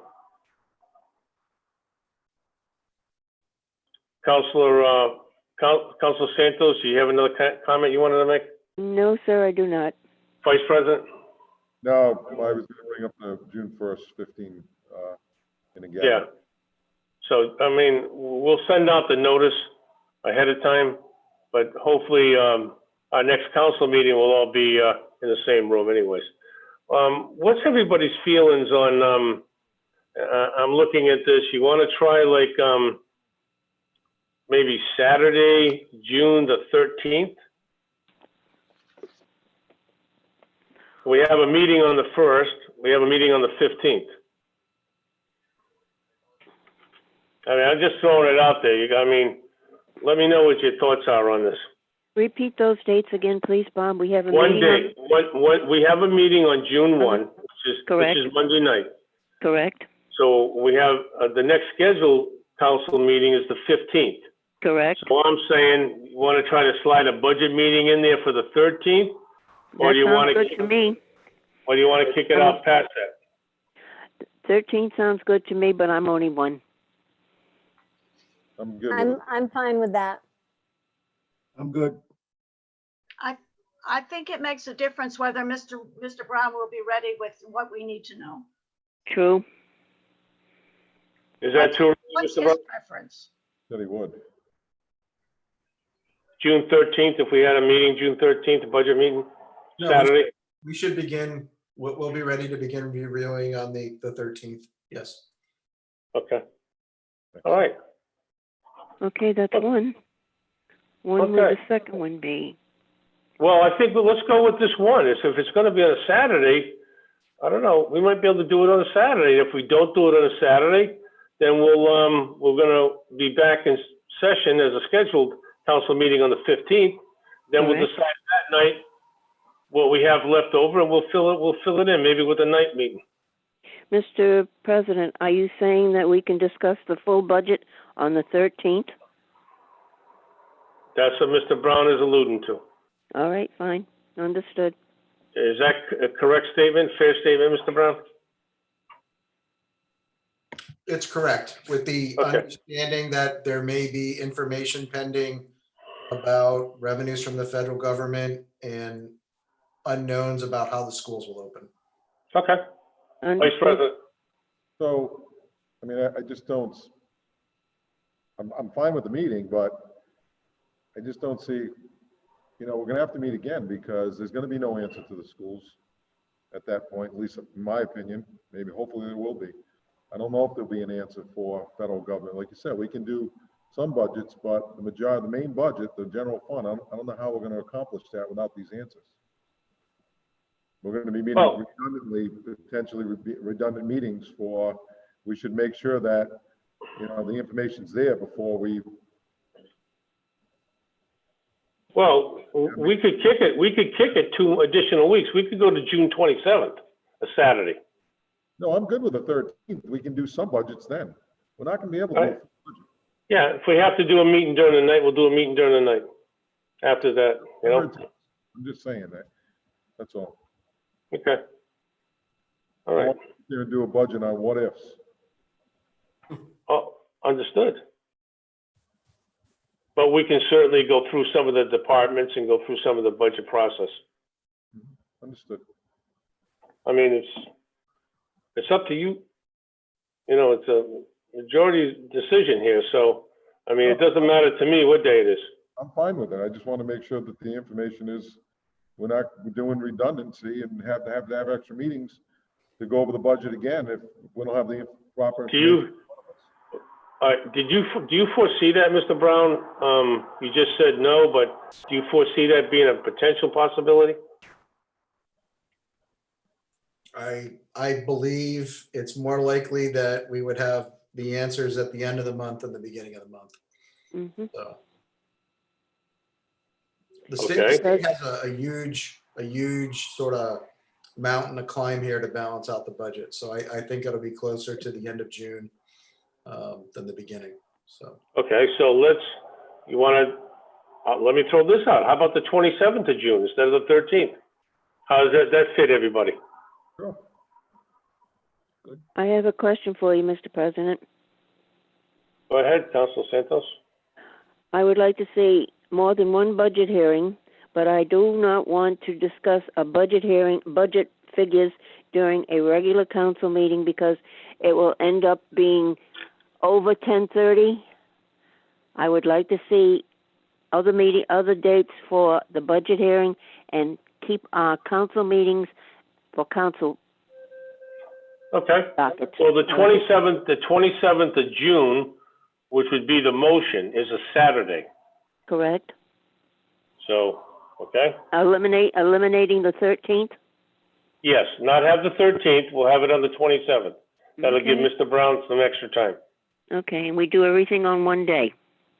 If possible. We'll make an attempt. We'll make an attempt, if possible. All right, thank you. Does everybody feel comfortable with that? Okay, I'm gonna make a motion that we schedule the budget meeting for Saturday, June the 27th. I'll second that. Okay. We have a motion. It's been seconded. Any further conversation? We'll talk about what time later on. I mean, I'm thinking about starting like at 9 o'clock, Mhm. 9 o'clock in the morning, and then we'll play it by ear. We'll have lunch brought in, quick half-hour lunch. Vice President? About 6 o'clock. That's fine with me. You know that. Many a morning you and I talk at 6 in the morning. Yeah. Okay, now let's start at 9 o'clock. Okay. We'll start at a half hour for lunch, a 20-minute lunch break, and we'll keep going. Okay? Okay. So that's the motion. It's been seconded. Councilor Von Villas, how do you vote? Aye. Councilor Toronto? Aye. Councilor Santos? Aye. Councilor Lombardi? Aye. Councilor Flynn? Aye. Vice President? Aye. And I vote in the affirmative as well. Okay, that's good. All right, so Saturday, June the 27th, 9 a.m. Okay, so marked. Okay. Item number 7, Town Administrator. This was continued from the May 18, 2020 regular meeting. Memorandum of the Finance Director to the Town Administrator with enclosures. Council update. Bond issue for athletic fields. Motion to receive said memorandum. Second? Have a motion and second to receive. Councilor Von Villas? Aye. Councilor Toronto? Aye. Councilor Santos? Aye. Councilor Lombardi? Aye. Councilor Flynn? Aye. Vice President? Aye. And I vote in the affirmative. Okay. Mr. Brown or Mark, either one of you. Good Or evening, Councilor Mr. President. Toronto, did you pull this off the docket? This is one of yours, right? Yes. Okay, you want to make any comments? Open it up? Well, I was just hoping to get an explanation of it. I've read through it and it seems like we're looking for a different type of funding for this project. And I'd just like to get an understanding of why we're changing the funding source. And also it seemed like, what the original budget was for this project and, where are we at this time?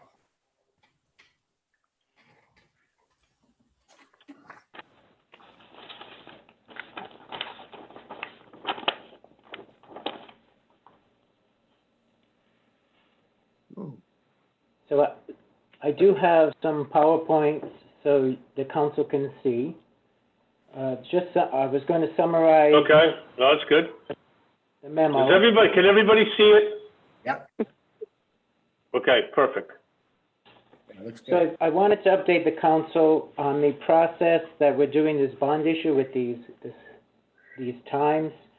I did speak to the bond counsel and the financial advisors, and the consensus was to do a direct placement instead of going out to bond. It's for the purpose of this funding of the athletic fields, which was approved by the town council. So we did a direct placement because it is very efficient. We were able to do most of the bond issue within 3 weeks to a month. It's very efficient in that aspect, and also the cost to issue bond is a lot less. We don't have to do a rating, so we don't have to pay the rating agency, or we don't have to print documents or get an agent to do the bonding, and bond counsel fees are a lot less. Since the memo that was prepared, we went through the process, And we did receive a quote from Webster Bank with a 2.1% interest rate for 10 years. And they are willing to close at the beginning of June, which is next week.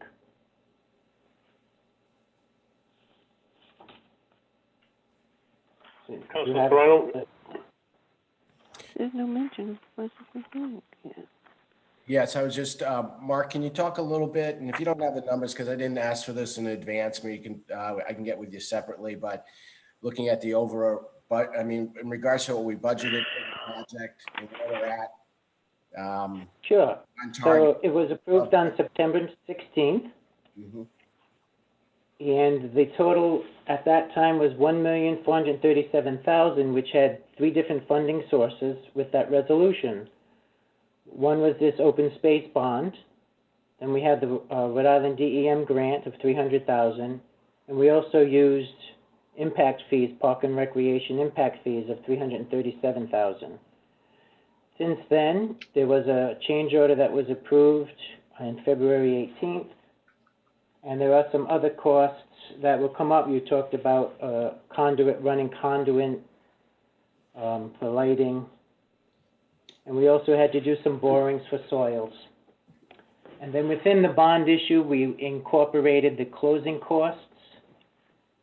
We're always thinking of cash flow, especially at this time. So it brought the project to $1.6 million. We had $1 million funding from the bond, the grant, and the impact fees. There are possible change orders, so we increased the bond number to $1,225,000. And that will be for 10 years at 2.1, which is a great interest rate.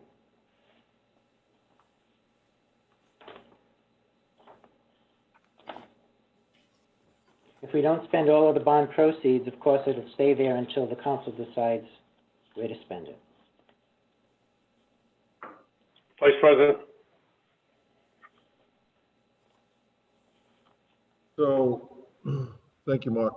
So my question is what's the impact of the tax rate going this route? So this would be paid in the 2021 budget. That's when it would start. Okay. So that, I guess that's part of the discussion when we do the budget, but in the tax rate, we have 100,000 increase for the taxes, so it's minimal. And if it's a nickel, it's usually about 155,000. So it's less than that.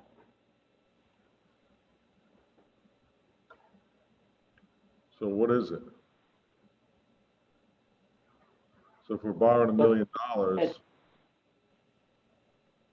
from the open space bond, what's the, if it's 5 cents, you said it's 5 cents or 155,000? 155,000 is a nickel, yeah, on the current rate. This is all part of, the budget process. Okay. Mr. President, if Vice President is done, I have a couple of questions. Anything for you, Mrs. Sanos? Thank you, my dear. Councilor Santos? All right. Do we have any restrictions on this money, similar to when the town received federal funds for Second Beach? It's all, the restrictions are when the land was purchased, it's all open space and it's used for the community. Those are town restrictions, correct? As far as I know, it's whatever, not because it's federal money, it's not federal money, it's tax exempt money, but there are no restrictions because of this bond. Now, my second question is, and I'll only ask 2 questions. You mentioned Webster Bank. Did you send us a list of banks or municipal, or what do you call them, or companies that were bidding on this? So this is all part of the process with the direct placement. So part of the process was speaking with the financial advisors. They know the current market. They know who has been lending money. And also, right. Okay. we provided who the town does business with, and Webster Bank is one of those banks that we already have an existing loan. And the last time we did an open space bond, Webster Bank was the ones that let us borrow the money. All right, thank you. And they were the ones who also bid on it, yeah. All right, thank you. You're welcome. Okay, any further questions? Councilor Toronto. Just, and Mark, just thank you for, presenting. Sounds like you've taken a look at the overall project of where it is today, and do you feel comfortable that this budget that we're going to be putting forward here will take us through completion? And when when are we looking at that field being done? So the bond deal will be closing next week. June 3rd is the scheduled date at this point. And I believe that this funding will bring us to fruition. And I believe the project is almost complete anyway. Okay, thank you. You're welcome. Okay, thank you. All right, item number 8, continued from May 18, 2020, regular meeting, memorandum from the Finance Director dated April 17th, 2020 through Town Administrator, RE, FY 2020 budget adjustments as of March 31st, 2020. Motion to receive said memorandum. Second? A motion and a second to receive. Councilor Von Villas? Aye. Councilor Toronto? Aye. Councilor Santos? Aye. Councilor Lombardi? Aye. Councilor Flynn? Aye. Vice President? Aye. And I also vote in the affirmative. Councilor Toronto, you asked to pull it, right? Yes. It's yours? Okay, go ahead.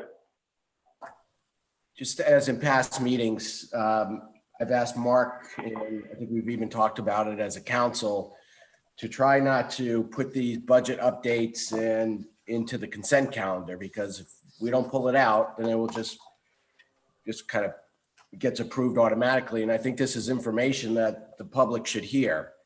And, we're looking at, shortfalls in dollars, and Sean does a great job, and Mark, of detailing, where these adjustments are. So I just think it's important for us to, it be presented to us.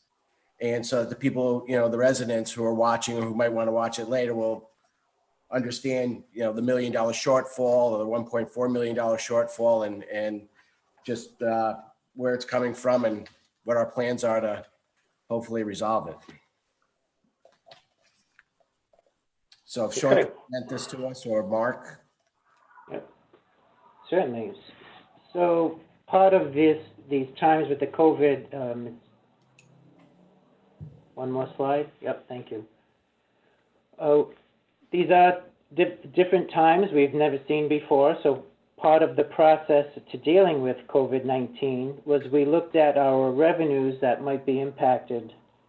And we distinguished between two types of revenue possible losses, which was a delay or a timing issue, which we called liquidity. And we also, versus revenue losses where we just won't see the revenue anymore, which we called solvency. Going through the revenues that might be impacted, for the liquidity, we determined that property taxes, penalties, and miscellaneous tax collections will be eventually collected, but they will be postponed most likely till next year. We also deferred the tax sale from June until most likely October. So that has to do with the liquidity issue. Then we looked at the solvency as to with just lost revenues. So that we looked at the traffic violations where there's less traffic, police cruiser details, there's less construction projects going on at the time. We also looked at the hotel tax and the meals and beverage tax, which would be impacted from less vacationers, or even that everything was closed. During this time, we also deferred the purchase of a pumper. We also included in this, which isn't really COVID related, the additional cost to the fire contract. So the overall budget adjustments would be a reduction of almost $600,000.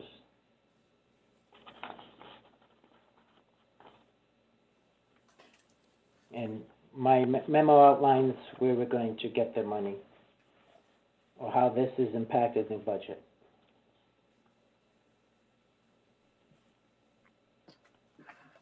Okay, thank you.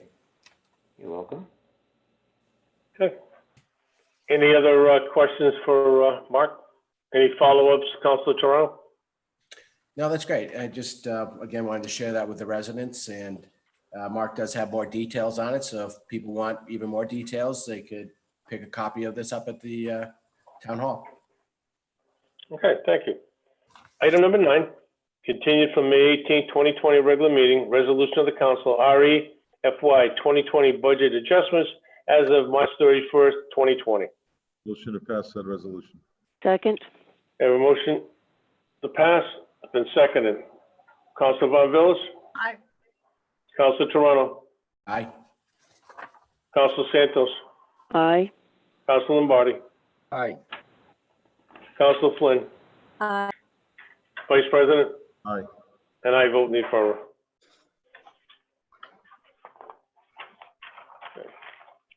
Continued from May 18, 2020 regular meeting, memorandum of the Finance Director dated April 24, 2020 through Town Administrator, RE FY 2020 budget adjustments as of March 31st, 2020. Motion to receive said memorandum. Second, A motion is second to receive. Councilor Von Villas, Aye. Councilor Toronto, Aye. Councilor Santos, aye. Councilor Lombardi, Aye. Councilor Flynn, Aye. Vice President, Aye. and I also vote in the affirmative. Councilor Toronto, is this yours? Yes. And again, I know we missed a number of meetings, so I know these piled up and they were in the consent calendar. And I just, again, think it's something that should be presented to the council. Again, so the residents of Middletown can hear the adjustments that we're making to the budget on a quarterly basis. And I just think it's good information for people to hear. So if Mark could just share with us his findings, I'd appreciate it. Sure.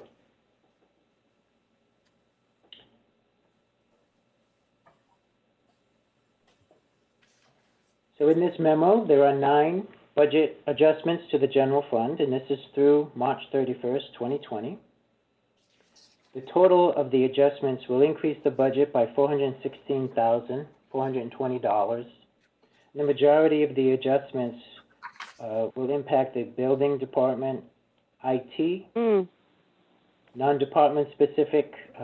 It was for severance, mostly for public safety, retirements, some town council, and the solicitor. So the total general fund budget would be $31,354,000, with a combined with the school of $74,683,000, and those totals do include what was just discussed with the COVID adjustment.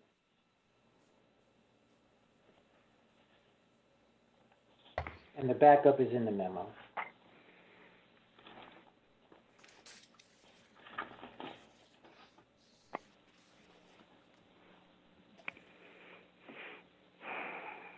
Any further questions? I just had, yes, Mr. President, I have a question. Mark, in here, it says increase from real estate transfer tax revenue and other technical services in the information technology department in the amount of $26,500 for website redesign and monitoring contract. It was really, so that is really just media. I didn't mean to put website design, redesign. Okay, can you explain that? Well, so I'll explain it. So one of the things that we began in January was the social media program, basically using Facebook, Twitter, and Instagram to push out communications from the town to the public. And that's through the town account, the police account, the fire department account, and the beach operation accounts. So we have a communications consultant that's helping us put those communications together and pushing those out into the community. And again, that was something that we started in January. And the timing was perfect in the sense that we did need to push out a lot of information to the community over the past few months. There is a $4,000 component to that engagement that addresses maintenance to the existing website. And right now we're still in the process of trying to address that just with everybody in the directions that we're all headed. We haven't been able to loop back and close that work out. Okay. And, thanks. and Go ahead, I'd Mark. like to add that we are also going to seek some partial reimbursement for that from FEMA, because this consultant also helped with getting the word out when things were happening with COVID. Okay, great. And just real quick, item 7 there was the increase of appropriate capital improvement program, special revenue fund, information technology hardware expense of $165,000 for fiber optic deployment project. Can you tell me just a little bit about that project, where that's at, and That's the Third Beach project the council's approved. Basically, it wasn't reflected in the budget documents, so a budget, you know, the council approved the expenditure. That's extending the fiber optics from the police station down to the beach. And basically, we're cleaning up the financial statements by making an adjustment to the through tonight's adjustments. okay, so all that work's been done? Yes. Okay. Yeah. Thank you. Yes, it was included in the prior year budget, and the expenses happened in this year, so we're bringing it into this year. Okay, thank you. You're welcome. Okay, any further questions? Okay. Item number 11, continued from May 18th, 2020, regular meeting, resolution of the council, RA FY 2020, budget adjustments as of March 31st, 2020. Motion to pass said resolution. Second? Okay, we have a motion and a second to pass. Councilor Von Vellis, Aye. Councilor Toronto, Aye. Councilor Santos, Aye. Councilor Lombardi, Aye. Councilor Flynn, Aye. Vice President, Aye. and I vote in the affirmative as well. Okay, item number 12, continued from May 18th, 2020, regular meeting, memorandum of the Finance Director to the Town Administrator, RE Municipal Financial Report, 9 months ended March 31st, 2020. Motion to receive said memorandum and report. Second? A motion second to receive. Councilor Von Vellis, Aye. Councilor Toronto, Aye. Councilor Santos, Aye. Councilor Lombardi, Aye. Councilor Flynn, Aye. Vice President, Aye. and I vote in the affirmative as well. Councilor Toronto? Okay, this is the last one. I know you're all happy about Yes. that. This is an easy one for Mark. This is just looking at where we're at, 3/4 of the way through our budget this year, and it is just some of the changes or additions that were made for the quarter. So I always enjoy this update because it keeps us current. So Mark, if you could just share with us some of your findings for the third quarter and tell us we're in great shape going into the fourth quarter. Sure. So summary is on the screen. So this is, as you said, through March 31st, 2020. So for the general fund, the revenues exceeded expenses by $409,000. And this is mostly due because there's still this, at this point, there's still a strong tax collections of 77%. And there's also a strong real estate transfer tax revenue that exceeded the budget already for the 9 months. For the Parks and Recreation Fund, expenditures exceeded revenues by $161,000. And this is due for the timing of the beach operation revenue. So this is something we were looking at in the current quarter. And we also collect capital replenishment money, which is restricted. And so if taking that money into account, the fund would have had a $275,000 loss. For the sewer fund, the expenditures exceeded the revenues by $494,000, And this is due to timing of when the debt service is paid. It's usually paid, if the majority is paid in the first quarter, and the revenues throughout the year are collected throughout the fiscal year. And in the refuse and recycling fund, the revenues exceeded expenditures by $209,000. And this is again due to the timing of when the refuse permit revenue comes in. And that's at the end of November. And that is how you stand as of March 31st. Of course, times have changed since this was prepared. And we do look at tax collection revenue on a daily basis. And we are comparable to the prior year. I know that's on everyone's mind, is how we're doing this year. I will be preparing financials for most likely through May, so you can have an idea. I will do an April one and send those out to you, but we are monitoring that on a daily basis.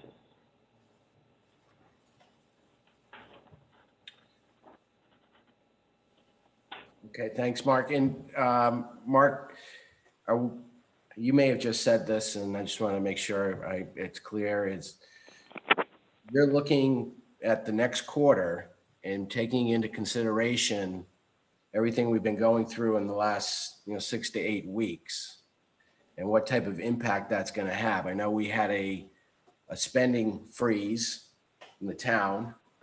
And then, we also got the school that we were looking at, maybe some savings that they may have received for being closed down. Are you guys looking to have some type of adjustment made, today or tomorrow or this week that will reflect what we are expecting to happen in the next quarter?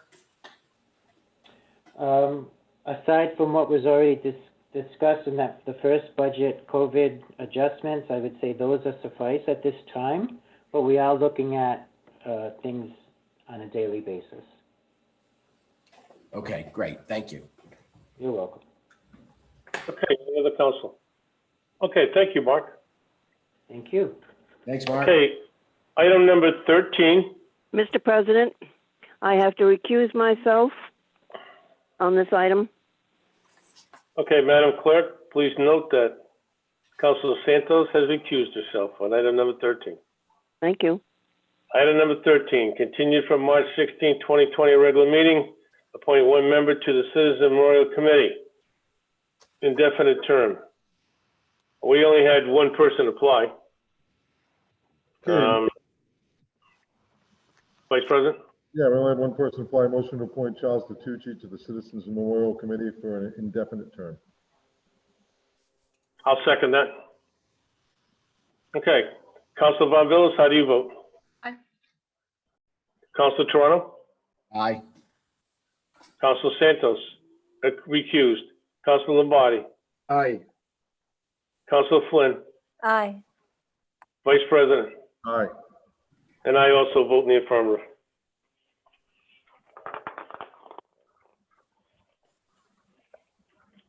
Item number 14, continued from March 16th, 2020 regular meeting, appointment of two members to the Roads and Utilities Advisory Committee. One vacancy, resident member to complete a term expiring January 2021, and one vacancy, professional member, term expiring January 2023. I'll entertain any motions. Motion Mr. President? Sorry. Go ahead. Councilor Santos? I'd like to appoint Matthew Sullivan as professional member, term expiring 2023. Second. Okay, we have a motion and a second. Any further nominees for the professional member? Question? Councilor Flynn? Yes, so Councilor Santos, could you please tell the council and the public what of the three candidates, why those two you are nominating for appointment? He's a I thought she just nominated one, Councilor Flynn. I only nominated Mr. Sullivan. My apologies. Then for that nomination? Yeah, for the professional member. and what on the application led you to choosing that applicant? I don't have his application in front of me, but he is a professional as a, what is he, I can't think of the word right now. Surveyor. Thank you. That's why I voted for him. That's why you made that motion. Thank you. You're welcome.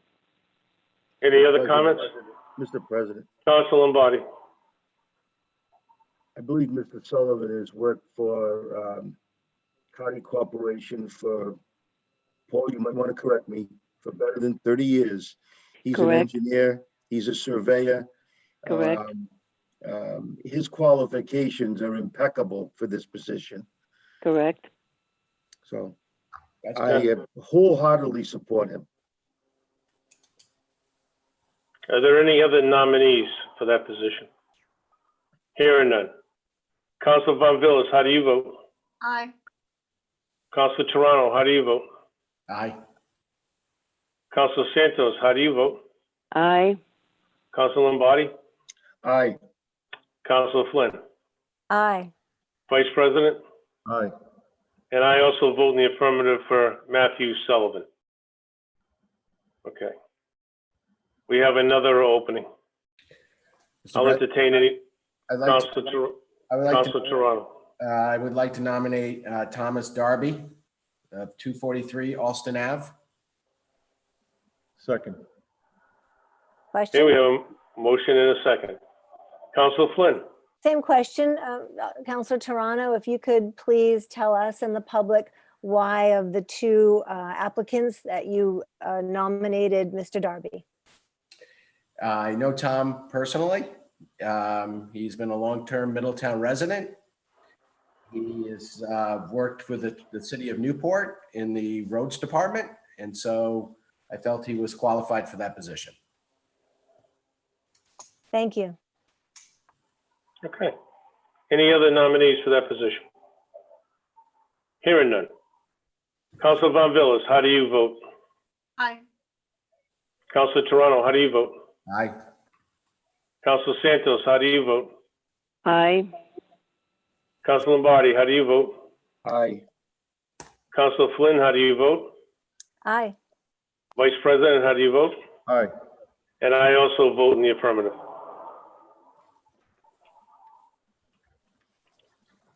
Okay. Well, here it is, folks. My three favorite words, motion to adjourn. Second. I have a motion second to adjourn. Council Von Villas, how do you vote? Aye. Council Toronto, Aye. Council Santos, Aye. Council Lombardi, Aye. Council Flynn, Aye. Council Rodrick, Aye. and I vote in the affirmative as well. All right, thank you. Colleagues, thank you. Good night. Good night. Thank you for those of you at home that participated. Good night. Good night.